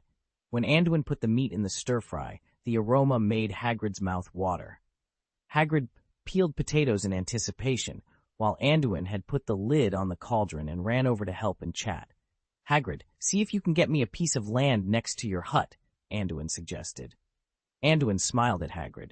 I'd like to grow something in your vegetable garden too. Of course, no problem. I can help you with whatever you need. Come and join me anytime, Hagrid replied enthusiastically, imagining the fun they would have together. A large pot of pork chops filled the room with an irresistible aroma, tempting both of them. After cooking for over an hour, Anduin tasted the broth to check the seasoning. Satisfied that the ribs were nearly done, he added potatoes, onions, and a bit of water, letting it simmer for another half-hour. Finally, the potato-stewed pork ribs were ready. As he lifted the lid, the rich, savory sauce bubbled invitingly. Anduin and Hagrid couldn't wait any longer and dug in. "Ah, this is so satisfying," Anduin said, rubbing his full belly contentedly. He hadn't had a decent meal in days. While the food at Hogwarts was decent, it was quite repetitive, typical of British fare. Hagrid, still munching on a large piece of meat, praised Anduin's cooking skills. Anduin smiled, feeling a sense of happiness from Hagrid's appreciation. After the meal, Anduin borrowed a pen and paper from Hagrid and began sketching. Meanwhile, Hagrid finished the last of the soup, and the two sat at the table, chatting about various topics. Time flew by, and soon it was getting dark. Realizing it was almost curfew, Anduin prepared to leave. "Hagrid, are you planning to go to Hogsmeade or Diagon Alley soon?" Anduin asked. "I'll be heading to Hogsmeade in a few days to buy some supplies." "Why do you ask?" Hagrid responded, curious. "Could you do me a favor? I need you to check the current selling prices of potions and the purchase prices of herbal medicines. Also, could you get one of these made for me?" Anduin handed Hagrid a piece of parchment he had been working on earlier. It depicted a large iron pot and a spatula, complete with specifications for size, diameter, and thickness. "What's this?" Hagrid asked, examining the drawing. "It's a kitchen utensil for cooking. With this, I can make even more delicious food for us," Anduin explained. Hagrid, eager to help, readily agreed. Although he wasn't sure what Anduin needed the potion prices for, he was happy to assist. Thank you for your votes and favorites. End of this chapter. Chapter 36, Lily's Notes.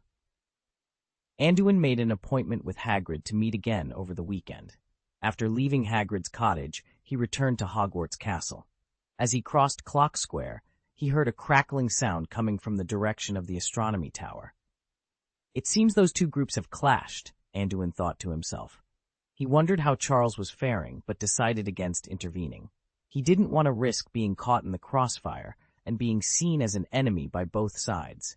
Smiling sarcastically, he ignored the commotion at the astronomy tower and headed straight back to the Slytherin common room. Upon returning to his room, Anduin felt a surge of strength. It seemed that the magical creature called the Tibo Warthog had a strengthening effect on his body. Feeling invigorated, he resumed his study plan.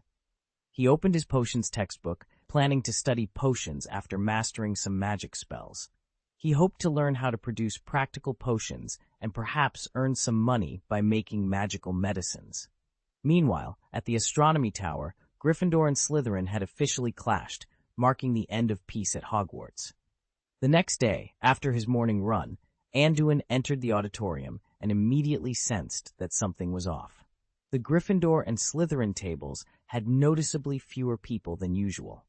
Typically, the auditorium would be bustling with students at this time, but now it was clear that tensions were high. Many students from both houses glared at each other, ready to fight at the slightest provocation. Anduin spotted Charles at the Gryffindor table, seemingly unaffected by the previous night's events. Charles nodded at Anduin in acknowledgement. "My God, Anduin, did you hear about the big incident at the school yesterday? I have first-hand news. Do you want to hear it?" Vivian asked excitedly as she sat down next to him, her face full of mystery. "I don't know, and I don't want to know. You don't have to tell me," Anduin replied calmly. He already knew what had happened and had heard the commotion the previous night. It didn't concern him. "Anduin, you're really boring," Vivian said, disappointed by his lack of interest. However, she couldn't resist sharing the news. "Yesterday, we got word that Gryffindor was planning a party at the astronomy tower. A group of purebloods decided to crash it and give Gryffindor a hard time. They planned to throw a few dung bombs, curse a few people, and block the entrance to the tower to discuss the Gryffindors." Vivian spoke animatedly, as if she had been there herself. "But guess what? The Gryffindors caught them sneaking into the tower. What was supposed to be a prank turned into a full-blown battle between the two houses. Several people were injured on both sides. When Professor McGonagall and Filch arrived, everyone scattered. Only a few managed to escape, while most were caught. The injured were sent to the infirmary, and those caught are facing a month or two of detention. Vivian's eyes sparkled with schadenfreude, making it hard to believe she was a Slytherin herself.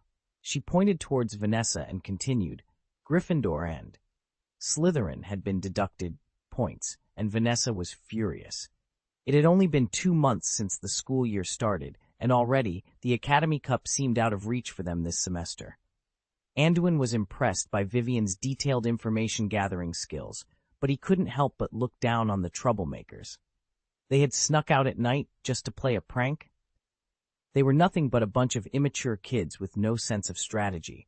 Deciding it wasn't worth his time, Anduin dismissed the farce from his mind. Soon, it was time for the next meeting of the Magic Club.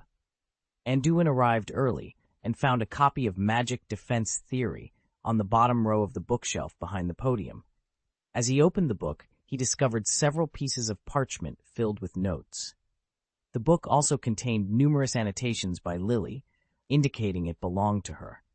Skimming through it, Anduin found it covered VAR, iOS defense spells, and dark magic incantations, even detailing how to develop counterspells. However, much of the content involved ancient runes, which Anduin didn't yet understand. Ancient runes is an elective course for 3rd years. It seems I need to find a way to learn it in advance, Anduin mused. The spell club meeting soon began, and Anduin refocused his attention. It was clear that researching new spells was no easy task, and the discussion yielded no significant breakthroughs. Professor Flitwick, the club's advisor, answered some questions, but the real progress came from Senior Quirrell. He had been working on sonic spells and demonstrated a new hearing spell that allowed everyone in the room to hear the oil paintings outside. Though the chatter was still noisy, the spell's penetration had greatly improved. Anduin remained mostly silent during the meeting, observing and listening. The other seniors assumed Flitwick was merely giving the new student a chance to sit in, not expecting Anduin to contribute much. However, Anduin found the session enlightening. Quirrell's research on amplifying spells broadened his horizons and gave him new ideas for developing spells. Creating a new spell required extensive rune research, which involved ancient runes. To invent a spell, one must first prepare a base rune, similar to preparing a canvas for painting. Then, applied runes are added to the base to create various combinations. During this process, the stability of the runes must be considered. Some runes, like water and fire, have repulsive reactions. Combining them might be possible, but casting a spell with such an unstable structure would likely result in an explosion. End of this chapter. Chapter 37. The List of Potions. Many spellmasters and scholars have met their demise due to mistakes made while developing spells. The process involves combining runes, translating them into incantations according to ancient phonetic rules, and adding complex gestures. Experimental spellcasting is particularly dangerous, akin to drawing a bridge on paper and then testing if it can hold weight. Senior Quirrell is currently at this stage, needing to adjust the combination of various runes, the magic power ratio, and the spells and gestures. Anduin noticed that Quirrell's spells and gestures were slightly different this time, and Professor Flitwick provided Quirrell with numerous suggestions for improvement. Although this lifelike spell is not very dangerous or complicated, it remains cumbersome to develop. Developing new spells is more challenging than refining the application skills and spellcasting techniques of existing ones. These processes are far from Anduin's current level, but they still provided him with significant inspiration. He even learned a half-finished spell that could be useful. Many newly developed spells have lengthy gestures and incantations that are difficult for the average person to learn, often usable only by the developers themselves. Quirrell's spell, for instance, had longer syllables than before, and Anduin speculated that the fully developed spell might turn into a super long sentence. Many masters proficient in silent and wandless spellcasting build a rune model in their minds and cast spells directly. After successful spellcasting tests, they develop the spells and gestures. This leads to many spells existing in theory, but being lost due to the death of the wizard before they could be fully developed.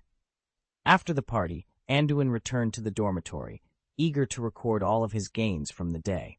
He then delved into Lily's research materials. According to her notes, Lily studied various protective magics, including many cursed protective methods, the application of stress spells and alchemy props, and her ongoing research into emotional protective magic. Anduin found Lily's optimized protective rune, which he estimated was the protective spell on the amulet she gave him. However, there was no spell recorded. It was unclear whether it was not documented or if Lily developed it solely for alchemy items without a specific spell. Lily's notes indicated that many protective magics, whether enchanted in alchemy props or directly cast, could be strengthened by injecting emotions.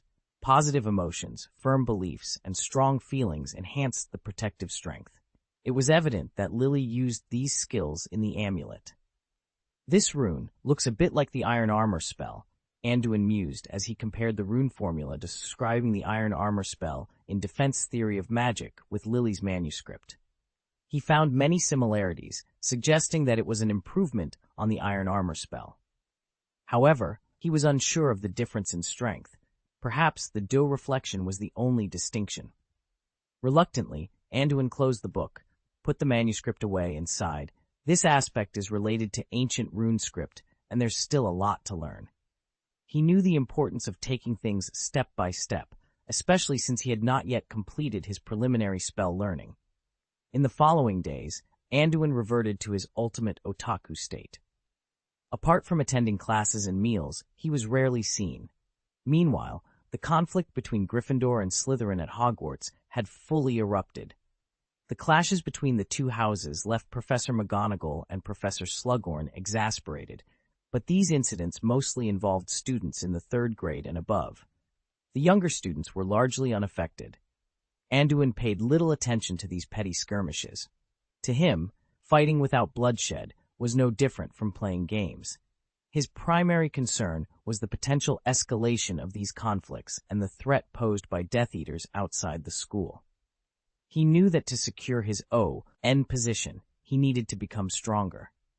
On the weekend, Anduin visited Hagrid for another cooking session. This time, he prepared a barbecue and brought along his pot of green onions, which he planted in Hagrid's vegetable garden. Anduin was also preparing for Christmas. He planned to visit London's Chinatown during the holidays to buy some vegetable seedlings and seasonings, as the ones available at Hagrid's were too expensive. Anduin enjoyed the cool breeze next to Hagrid's hut, holding a roasted potato in one hand and a roasted pork chop in the other. It was a pleasant experience. Hagrid's cauldron wasn't ready yet, but he had a little swallowtail dog named Rein. Hagrid hoped the puppy would grow to be as mighty as a lion, but Anduin thought it looked more like a swallow. He had heard that if you wanted to keep a swallowtail dog in the Muggle world, the Ministry of Magic required the dog to have one of its tails surgically removed. Hagrid was horrified by this and hugged Rein tightly, promising never to cut off its tail. To Anduin, the little Rein, squeezed in Hagrid's arms, looked quite pitiful. Anduin also received a price list of medicinal herbs and potions that Hagrid had helped him collect. This gave him the opportunity to study a plan to make money. He first examined the current price list of potions. The most expensive potion was, of course, the Felix Felicis, but Anduin never considered making money by brewing it. The ingredients and production time were too demanding. Next on the list were various wound medicines, antidotes, and blood tonics. However, Anduin was skeptical about who would buy these potions once they entered the market. Both Aurors and ordinary wizards could obtain these from hospital pharmacies. The likely buyers would be Death Eaters or Dark Wizards, and Anduin had no intention of getting involved with them. Aside from wound medicines, the more suitable potions for business were the Euphoria Elixir, the Brain Elixir, the Veritaserum, and the Elixir of Life. These potions had higher market prices and seemed like better options for Anduin's plans. End of this chapter. Chapter 38, The Delight. However, Anduin was not considering the Buffet Brain Refresher or Veritaserum. The Buffet Brain Refresher had stringent requirements for its ingredients. If the materials were even slightly inferior, it could easily damage the brain. As for Veritaserum, it was not something a typical white wizard would need. That left the Euphoria Potion and the Eternal Potion. The Eternal Potion was described as a potion that never ran out, but this was not entirely accurate. In Anduin's view, it was more like an additive. Most potions, when mixed with the Eternal Potion, would become the corresponding potion. For example, if you had more than a quarter of a bottle of Veritaserum left, adding the Eternal Potion would refill it. This worked for most potions, except for rare ones like Felix Felicis. The Eternal Potion was highly effective and long-lasting, but its ingredients were difficult to obtain and expensive. The Euphoria Potion, on the other hand, was in high demand. It made people feel happy after drinking it and was used by many wizards during the war to relieve stress. However, one of its key ingredients, the complete mandala fruit, was also expensive. Wait, Anduin suddenly remembered something and turned to Hagrid. Hagrid, you mentioned last time that you saw a lot of mandala fruits in the Forbidden Forest, and they were about to ripen, right? Yes, Hagrid replied after a hiccup. I did see mandala fruits when I was in the Forbidden Forest, and they should be ripe by now. Great, Anduin said. When are you going into the Forbidden Forest next? Can I come with you to collect some mandala fruits? Hearing this, Hagrid immediately shook his head. No, the Forbidden Forest is very dangerous. This is not a joke. If you get injured, I can't explain it to the school. After thinking for a moment, Hagrid added, If you just need mandala fruits, I'll pick some for you next time. I don't want you risking yourself in the Forbidden Forest. Really? That's fantastic, but they need to be the light purple magic mandala fruits, and they must be complete, Anduin said, overjoyed. Don't worry, Hagrid assured him. I'm very familiar with the Forbidden Forest. I know what the mandala fruits look like. Next time, I'll get you a big basket. Relieved and happy, Anduin thanked Hagrid profusely. With his mind at ease, he chatted with Hagrid for a while before returning to the castle. A few weeks later, Anduin looked at the large basket of mandala fruits that Hagrid had brought him. There were at least a dozen. He couldn't help but marvel at Hagrid's resourcefulness. If Hagrid ever wanted to make money, he could sell these raw materials. Anduin didn't take the basket of mandala fruits back to his dormitory, as potions couldn't be made there. Sneaking into the potions classroom was also not an option. Instead, he planned to go to the sea with his cauldron and tools to make the potion. First, he needed to memorize the refining process of the Euphoria Potion and master the selection and processing of materials to ensure the success of the potion. He returned to his dormitory and opened the 6th grade textbook, which contained the formula for the Euphoria Potion. He had only skimmed through it before, but now he needed to read it carefully, paying attention to the handling and precautions. Add a small peppermint. Can it really enhance the effects of euphoria significantly? Is it true or false? Anduin pondered as he noticed that the prince liked to include personal notes and modifications in the textbook. Many of the methods and recipes had been greatly altered, which piqued Anduin's interest. He considered trying the prince's methods when preparing potions. After reading about the Euphoria Potion, Anduin didn't stop. He discovered that the half-blood prince had insightful notes on many potions.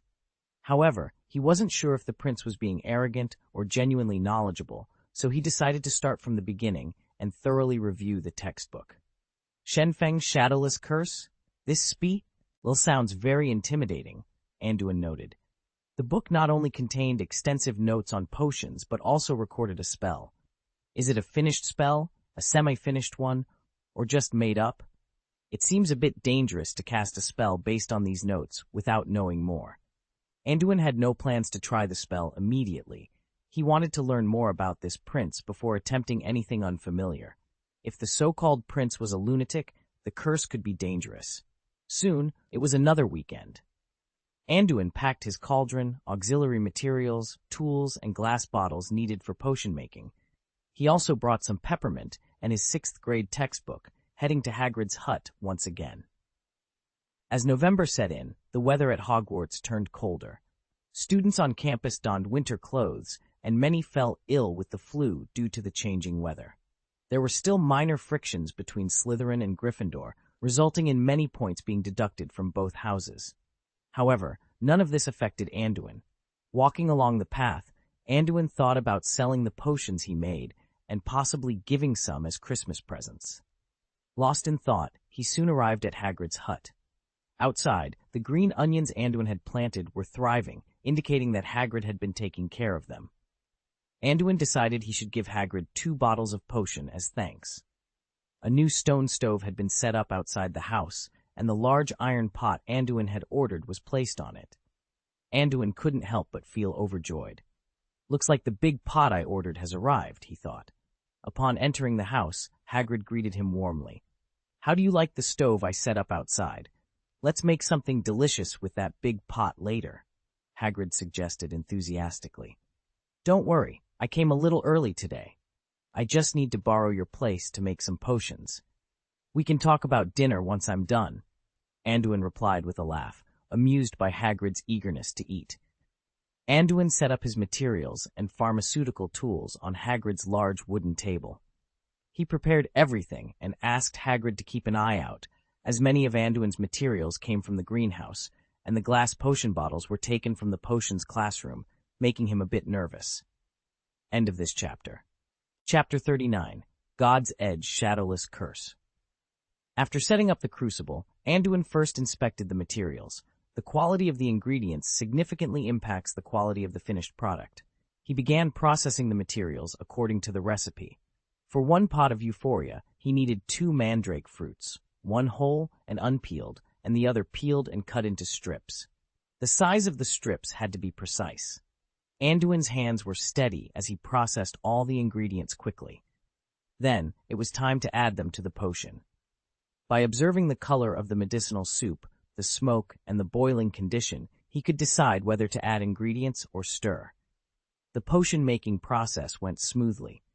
When Anduin saw the potion, he remembered a note from the book suggesting that adding peppermint could improve its efficacy. He decided to test this theory by making 1 pot with peppermint and 1 without, to compare the results. After adding peppermint to the first pot, he let it stand for a while. The potion was soon completed. Should I test the potion myself? Anduin wondered as he looked at the euphoria poured into the bottle. The properties seemed consistent with the book's description. Deciding to take the risk, he took a sip. A wonderfully joyful emotion arose in Anduin's heart, confirming the potion's effectiveness. "All right, it seems to be fine. Now let's try making a pot without peppermint," he thought, feeling more confident. A pot of euphoria yields 5 bottles, and each bottle retails for about 1 gold galleon. Hagrid mentioned that Slug-and-Jigger's apothecary was willing to buy a bottle for 15 gold galleons. Although it wasn't a huge profit, it was worth the effort. Soon, the second pot of euphoria was completed without peppermint. Anduin took a sip and felt a pleasant mood. Does peppermint make the effect faster and more intense? He pondered. Personally, he preferred the milder original euphoria, but he assumed that the apothecary and clients would prefer the more intense version. It seems this prince isn't a fraud. The formula works, Anduin thought, intrigued by the spells recorded in the book. However, he decided to finish the potion-making first. In 5 hours, Anduin made 2 pots of potion, bottling 10 euphoria in total. There was still plenty of mandrake fruit left. The efficiency is good. I'll finish the rest tomorrow, he decided. He collected the materials and tools, packed the potions, and stored them at Hagrid's place. He planned to visit the potions classroom the next day to get more bottles. Afterward, it was time for Hagrid's favorite activity, cooking. Anduin used the large iron pot he had just acquired to fry a big batch of salt and pepper ribs. They enjoyed a hearty meal together. The next day, Anduin set off for Hagrid's hut again, bringing 20 bottles and borrowing Vivian's cauldron. This time, he prepared 2 pots of potions simultaneously. With the experience from the previous day, he was confident and not particularly nervous about operating 2 crucibles at once. After another afternoon of hard work, he completed 20 more bottles of euphoria. Hagrid's resources were impressive. It would be impossible to gather so many mandrake fruits at once in the outside world. Thanks to Hagrid, Anduin didn't fail even once, perfectly transforming the materials into potions. After leaving 10 bottles of euphoria, Anduin asked Hagrid to help sell the remaining potions. Hagrid was astonished to see that Anduin had managed to make so many potions in just 2 days. Finally done. Anduin stretched his back, feeling a sense of relief. He had finally completed a task that had been weighing on his mind. Now, the idea of trying the magic spell from the Prince book resurfaced. His potion formulas are real, so the spells should be real too, Anduin thought as he walked out of the hut. He looked around for a suitable target and found an open space. He set up a log that had not been split and walked to a spot more than 10 meters away. This distance should be safe, Anduin calculated, ensuring there would be no danger. He took out his wand, aimed at the distant log, and shouted, "Sectum Sempra!" An almost invisible sharp blade flew towards the log at an incredible speed, slicing it in half in the blink of an eye. Anduin's eyes widened, and he took a deep breath. He wasn't just surprised by the power of the spell. He had seen this spell before. On the night of his first meeting with Sirius, Anduin had almost been hit by this spell. If it hadn't been for Lily's amulet, he might have ended up like the log. "So it was you, Snape," Anduin recalled vividly. That night, Snape had pierced through his 2 barrier spells with this very spell. "I didn't expect you to be the Half-Blood Prince. Not only do you like to pretend, but you're also a Death Eater," Anduin thought bitterly. If given the chance, he wouldn't mind using this spell against Snape. After contemplating, Anduin walked towards the cut log to study the spell further. The incision was extremely neat, and he could faintly sense residual magic at the fracture. He tried to use a recovery spell on the log, but it had no effect. Wow. Anduin was genuinely surprised. The destructive power of this spell was astonishing. It was fast, powerful, and highly concealed. Moreover, the wound couldn't be healed. I wonder if this spell has a counter curse. If it doesn't, it could be classified as an unforgivable curse. Even if there is a counter curse, it's still extremely dangerous black magic, Anduin pondered. He knew that the main reason unforgivable curses were so feared was that they had no counter curse, causing irreversible damage. No, this spell is too dangerous. It should only be used in absolute necessity.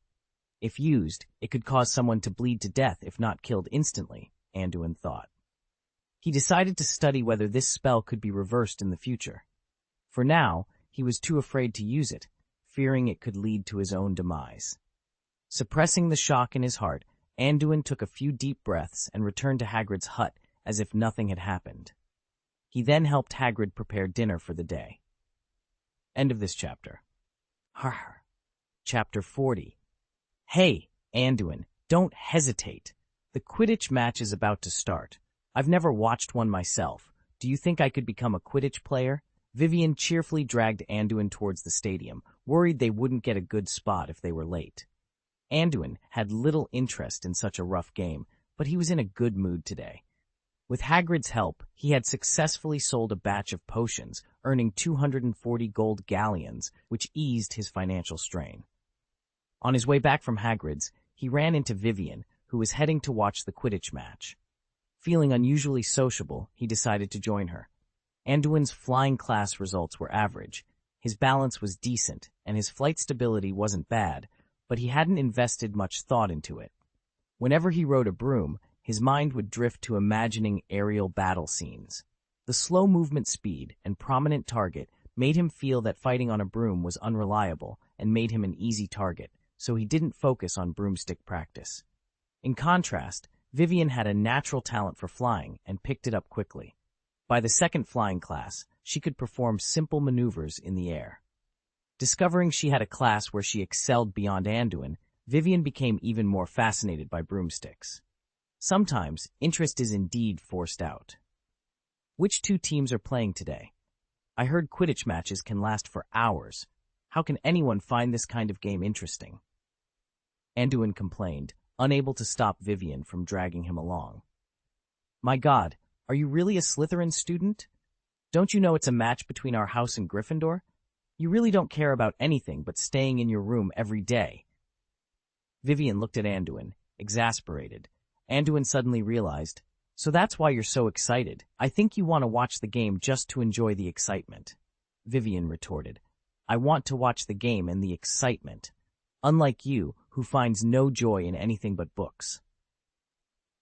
You don't know where the real fun in this world is. Anduin rolled his eyes, not bothering to argue further. As they approached the Quidditch pitch, Vivian kept explaining the Quidditch rules to Anduin. He already knew them, thanks to Charles's enthusiastic introduction on the train, but Vivian couldn't keep her mouth shut. Sometimes, Anduin felt tempted to cast a silencing charm on her.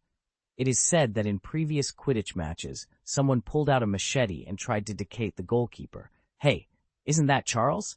Why is he alone? Vivian suddenly changed the subject. Following her gaze, Anduin saw Charles standing alone at the entrance of the Quidditch pitch. Vivian rushed up to greet him. Charles, I haven't seen you for a while. Are you here to watch the game too? Why are you standing here alone? Charles smiled slightly. Vivian, I'm waiting for my classmates. We have seats upstairs, and I'm here to guide those who arrive later. He then looked at Anduin. I haven't seen you for a while. You're always absent in class. I occasionally talk to Vivian, but I can never find you. I haven't had the chance to thank you for what happened last time. There's no need to mention that. The relationship between our two houses is already tense, Anduin replied, not wanting to dwell on the past. Charles subtly reminded everyone not to mention the topic again. Charles, being perceptive, didn't bring it up either. However, this conversation reignited Vivian's curiosity, and she couldn't help but glance back and forth between the two with her inquisitive eyes. As the three were talking, an unwelcome voice interrupted them. Vivian, Anduin, what are you doing with these Gryffindor idiots? Associating with them will only make you idiots too, sneered Sample Travers as he approached. Seeing the three conversing, he couldn't resist stepping forward and mocking them. Travers, you filthy scoundrel, get lost. I don't want to see you, Charles retorted with a look of disgust. It's my choice who I talk to, Travers. You have no say in it, Vivian added, not bothering to hide her disdain. Anduin simply stood by, observing Travers calmly, too indifferent to respond. Seeing their defiance, Travers' expression twisted with anger. He spat out, "Ha! Gryffindor idiots and filthy mudbloods as friends. No surprise there. Anduin, you're a disgrace to the Laitland name. Vivian, I advise you not to associate with such people. Do you want to tarnish the Bulstrode family's honor?" Anduin, seeing Travers' continued aggression, responded with biting sarcasm. Yes, we may not be as great as the pure-blooded Travers family. Besides being lapdogs for the Dark Lord, you also excel at slandering others. I suggest you stop barking so loudly. Remember, a dog that bites doesn't bark, and one that only barks might get kicked by its owner one day. Judging by how much you talk, your mouth must be like a laxative, always spewing filth. Did you just come from the toilet after a hearty meal? You, how dare you? Travers, who was used to hurling insults, was infuriated by Anduin's cutting remarks. His face flushed with rage as he drew his wand, ready to duel. This was exactly what Anduin wanted. If Travers made the first move, Anduin was prepared to teach him a lesson. What are you doing, blocking the entrance to the stadium and not going in? Professor McGonagall's stern voice cut through the tension as she arrived on the scene. None of them dared to act out in front of the professor. Travers, though seething with anger, didn't dare to retaliate. His face was red with frustration, and his eyes burned with fury. After watching Travers leave, Professor McGonagall turned to the remaining three. All right, don't loiter at the entrance. Move along and don't cause any trouble, she instructed before heading into the stadium. End of this chapter.